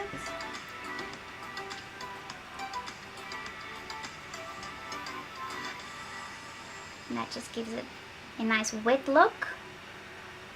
And that's all. That's all you need. So that's the eye. Let me turn it a bit more this way. So that's what I will be doing on this side. Like I said, the colors aren't exact, but I'm not too worried about it. But I'll constantly be building up the skin tones. So I'm not done with the skin tones yet. I will be building that up this whole time. And then that's the process that I take, just so you know. So this is the sort of way to go about it. Make sure you layer, take your time, keep your reference nice and close.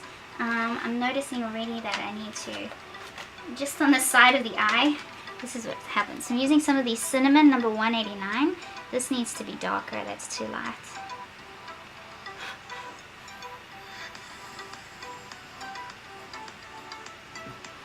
And then a little bit of the Venetian Red number 190.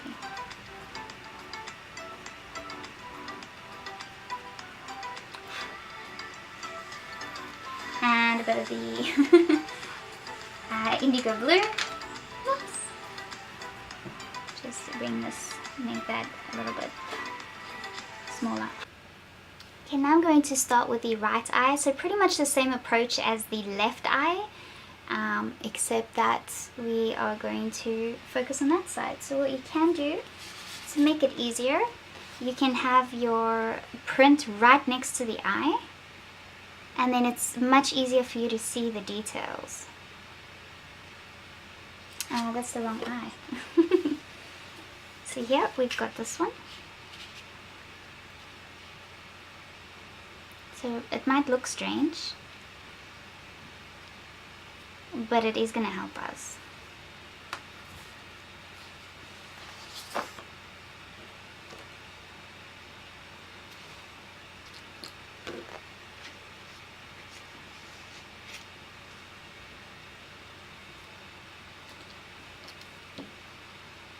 So again, I'll try and start with the iris of the eye. Get my pencils.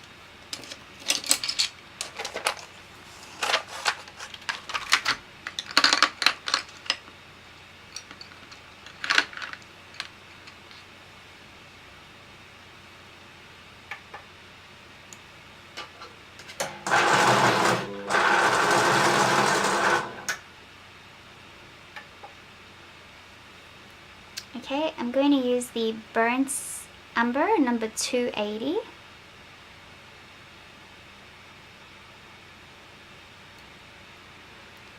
And just start getting those dark areas in.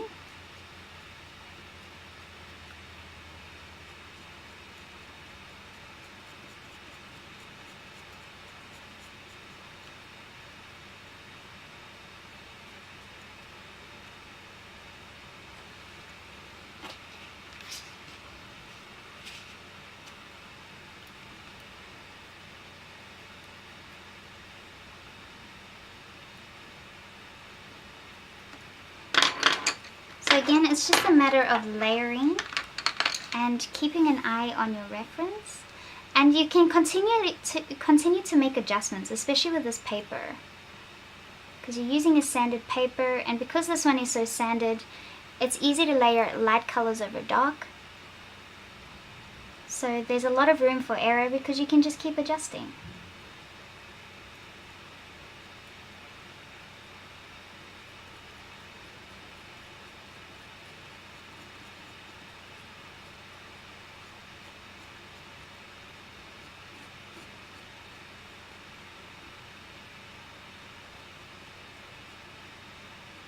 So the pupil is much darker, but I'm just using this brown for it for now, because we want to gradually add those layers.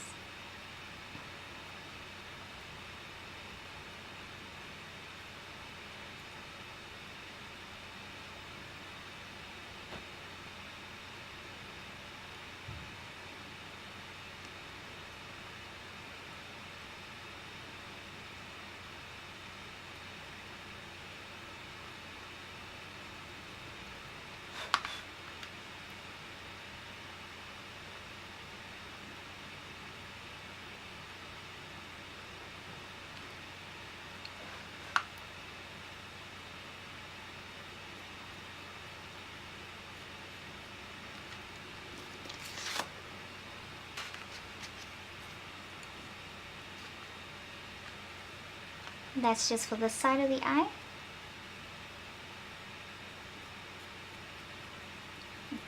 Just the shadows, we're not doing any of the lashes yet.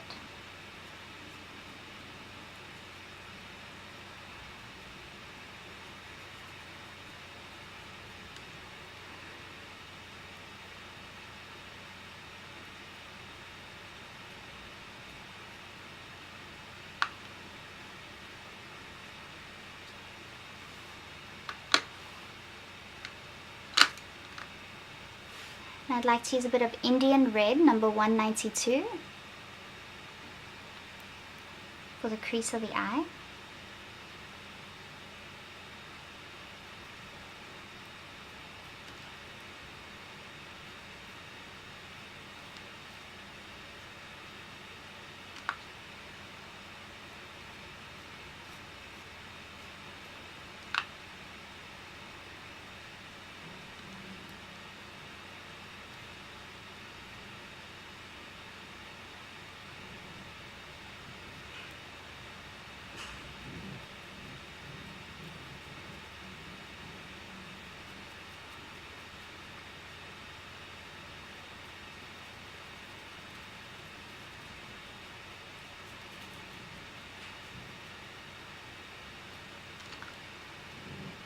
I can see the color just above there in the tear duct.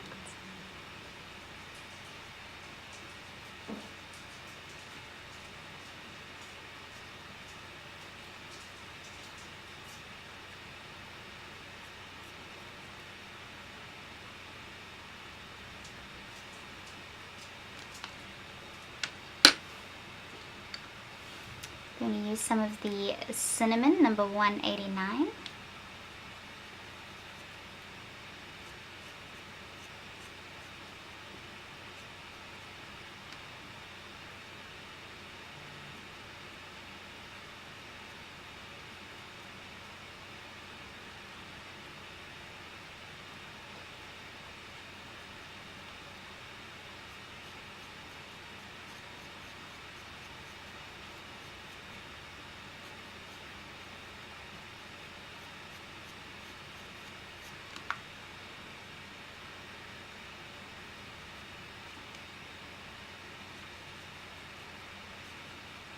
Remember, it's okay if you go too dark.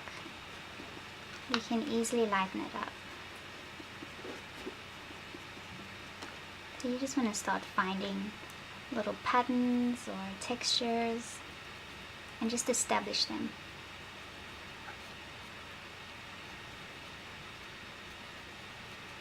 Even if it's roughly, because it doesn't have to be the correct mark.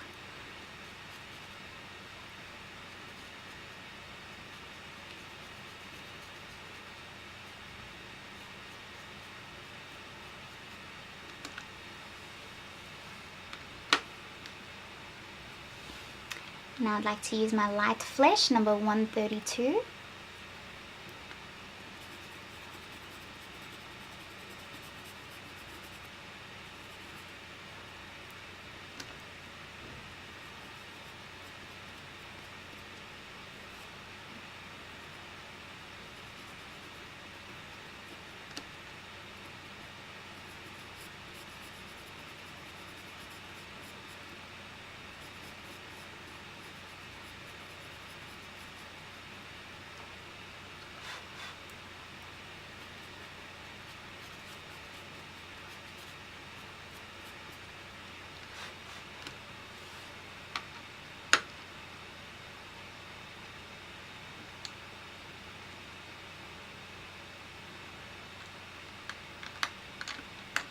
I'm going to use the Indian red again, number 192.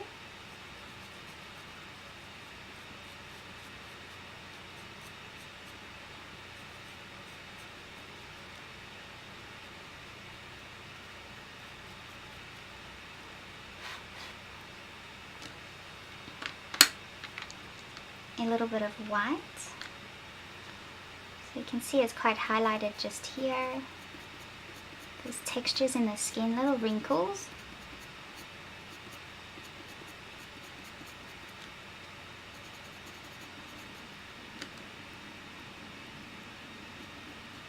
This is quite highlighted here.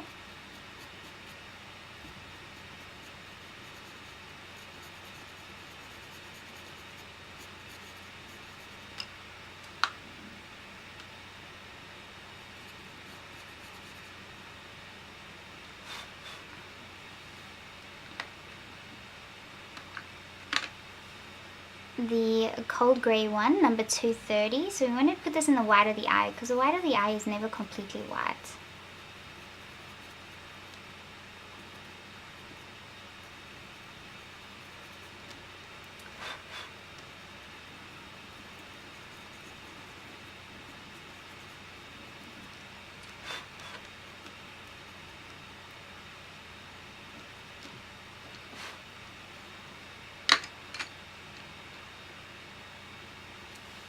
Then use the white over the top of some areas just to blend that in softly, but the top section is going to be darker.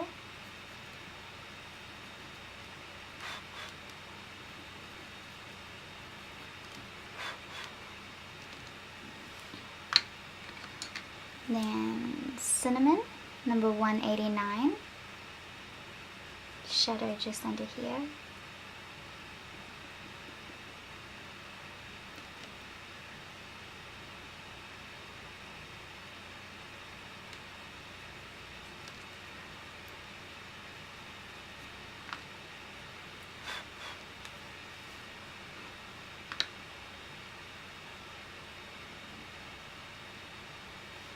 Now some indigo blue, number 157. Create the nice dark shadow that we see here.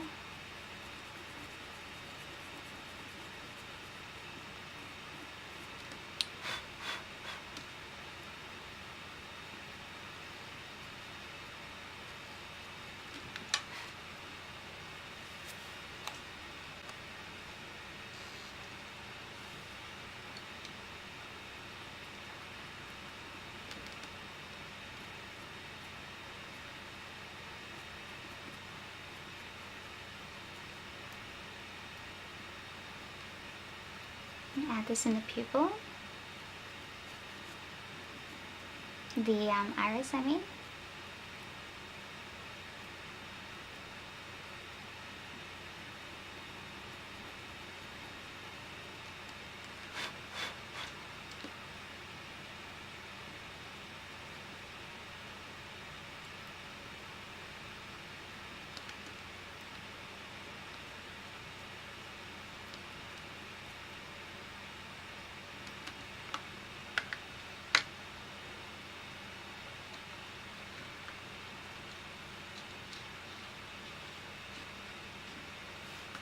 For the inside of the eye, use some raw umber, number 180.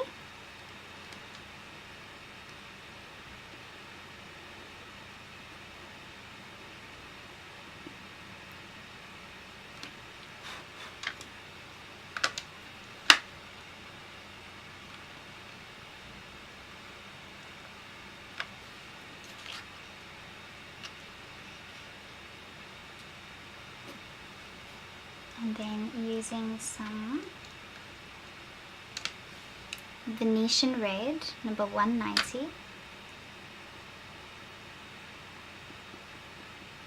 Add some of the red in the eye.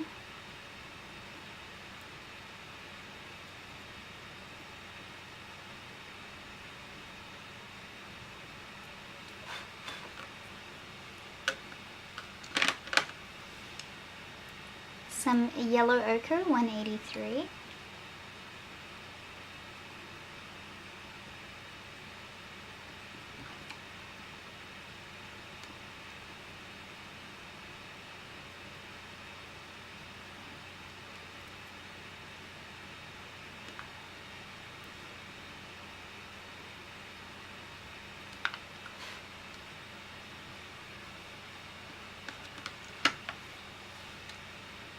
Naples yellow, number 185.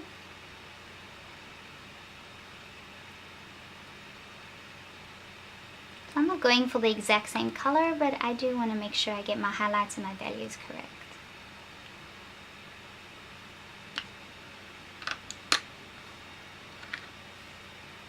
Indigo blue.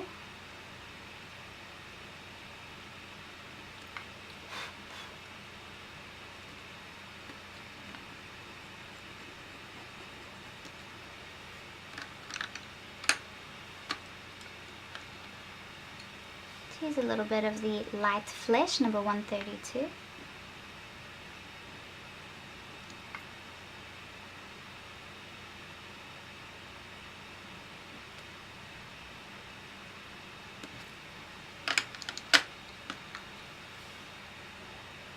Indian red, 192.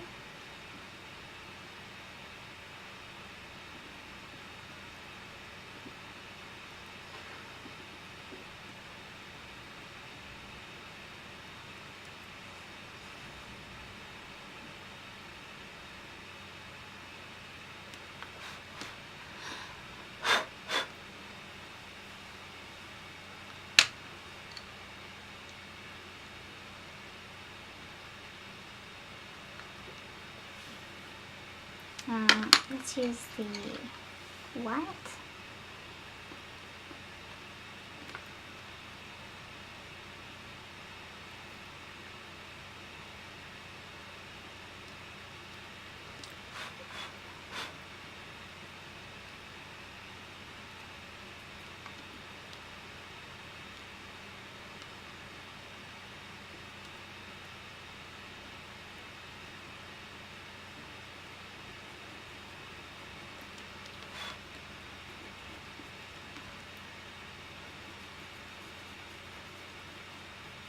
Use the white to find the waterline, the bottom waterline.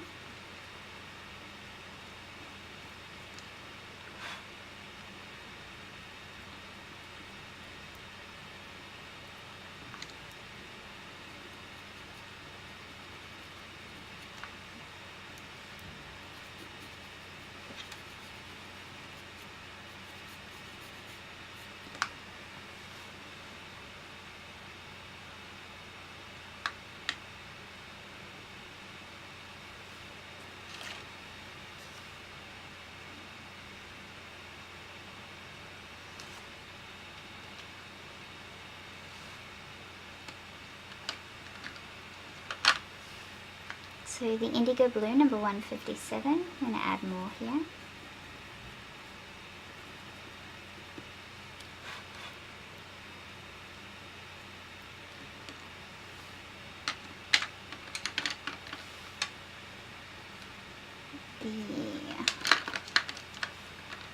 The light flesh, number 132.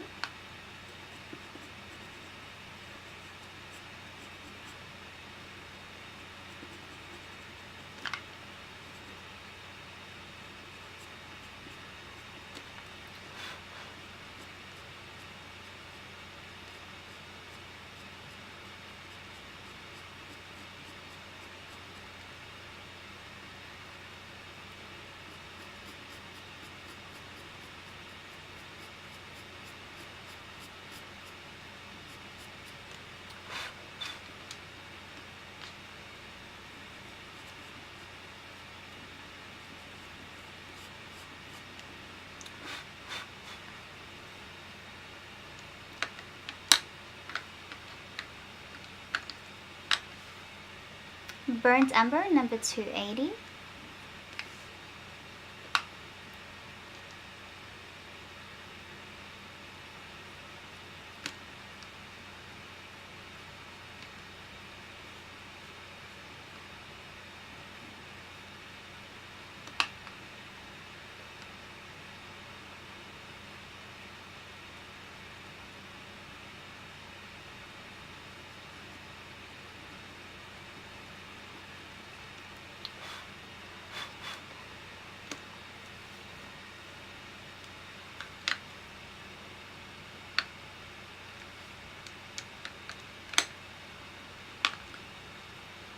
Light flesh.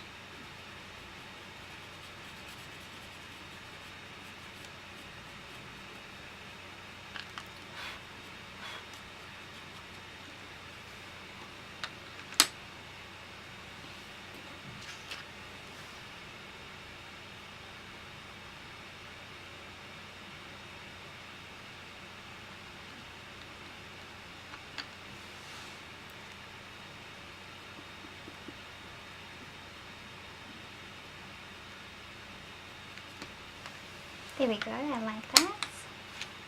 So let's use the Pan Pastels again, just to fix the skin tones around there.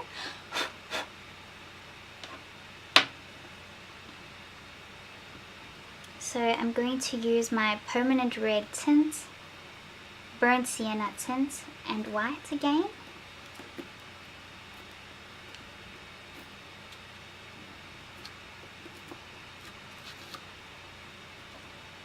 And my mixing sponge.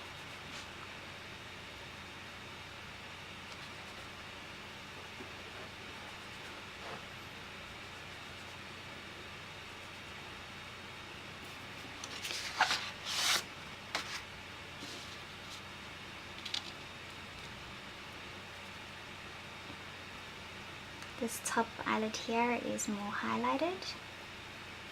So you will get dust, especially from your pencils. You'll get a bit of dust from, blowing it off the sheet, and it might adhere to the paper. So that's when you would just use your Pan Pastels to sort of tidy it up a little.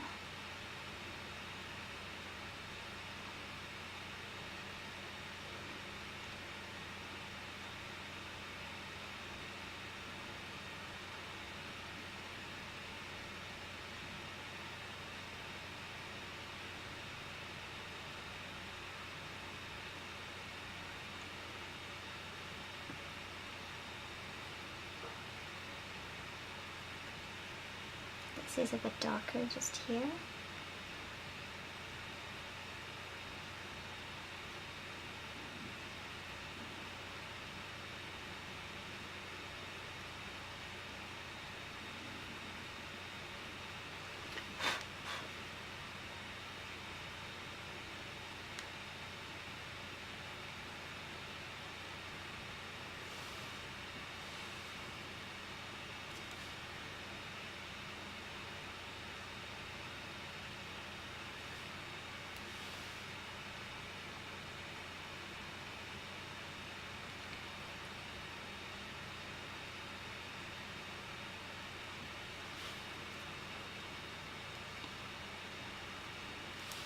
Using a clean sponge.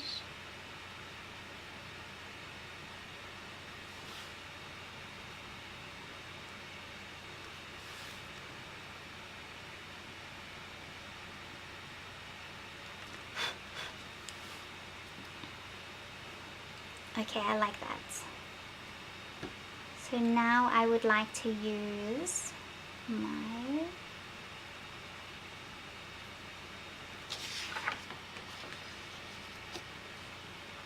okay, let's do the lashes, and then we're going to seal this with a fixative.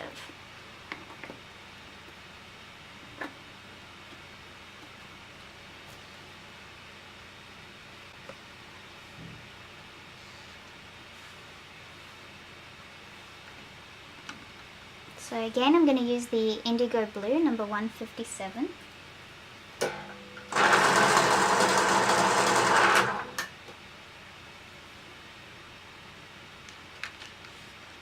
And I want to pay close attention to the lashes.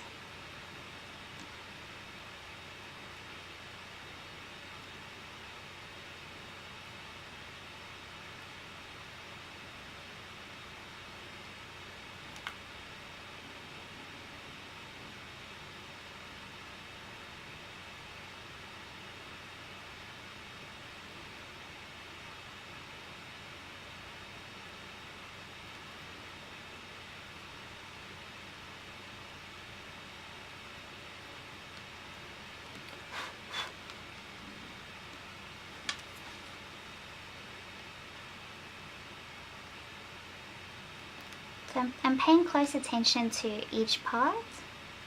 It doesn't have to be exact, but you just want to get an idea of exactly what the direction of the lashes are, because they're not all going to be the exact same. And you want to roughly get the right placement of them as well.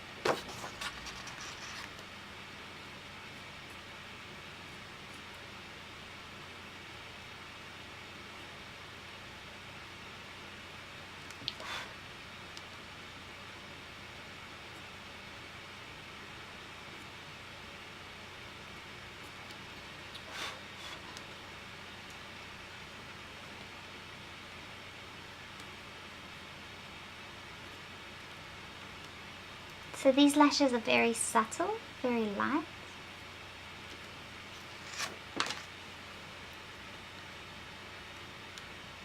And you can see they don't start directly there under the iris. They start a little bit, they start just under the waterline. So you want to make sure that you place them there as well.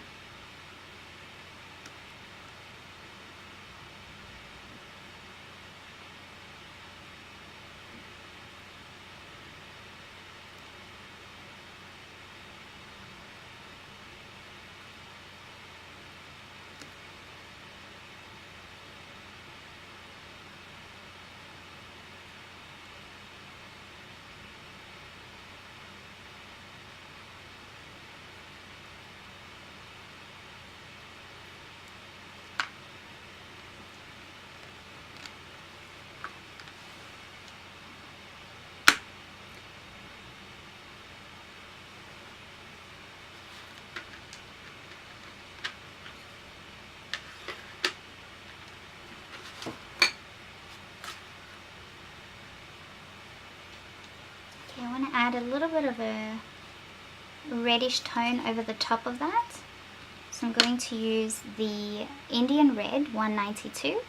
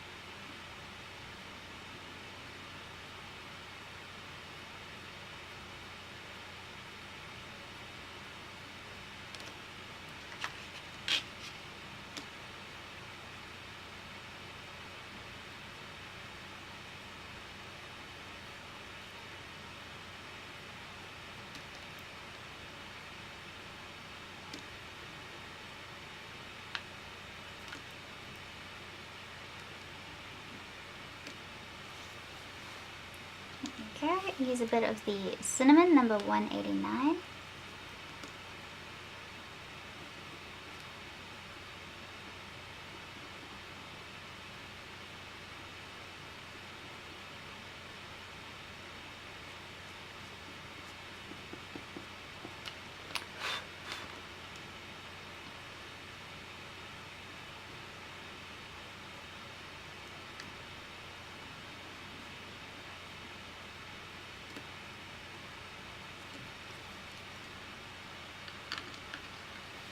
Use some of the cold grey number 230.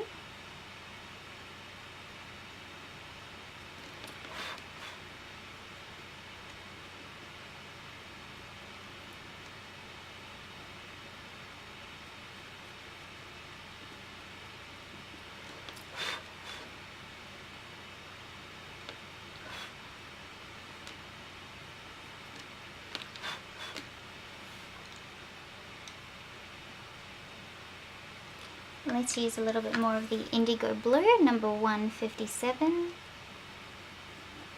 Darken up the shadow here.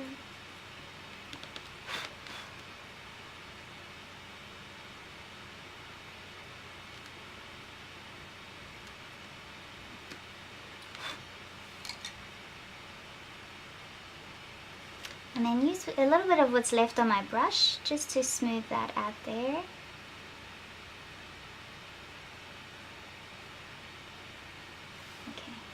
Now I would really like to seal this in. Let's use some white there.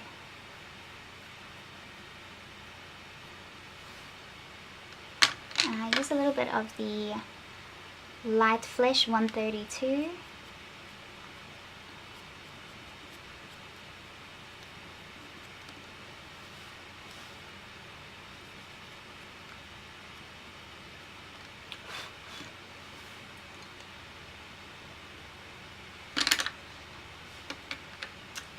Some of the burnt umber, number 280.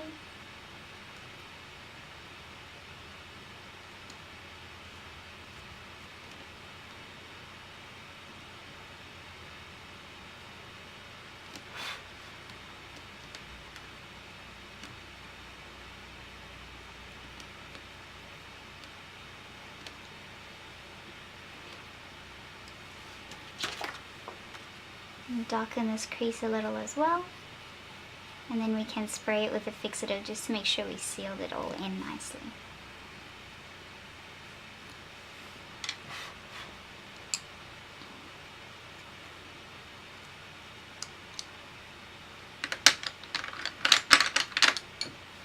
So make sure you cover everything up.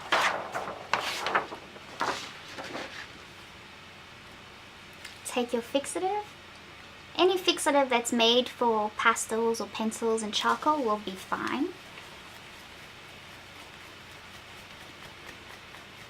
Don't worry if the color sort of fades a little bit, because the whole idea with pan pastels is to continue to layer.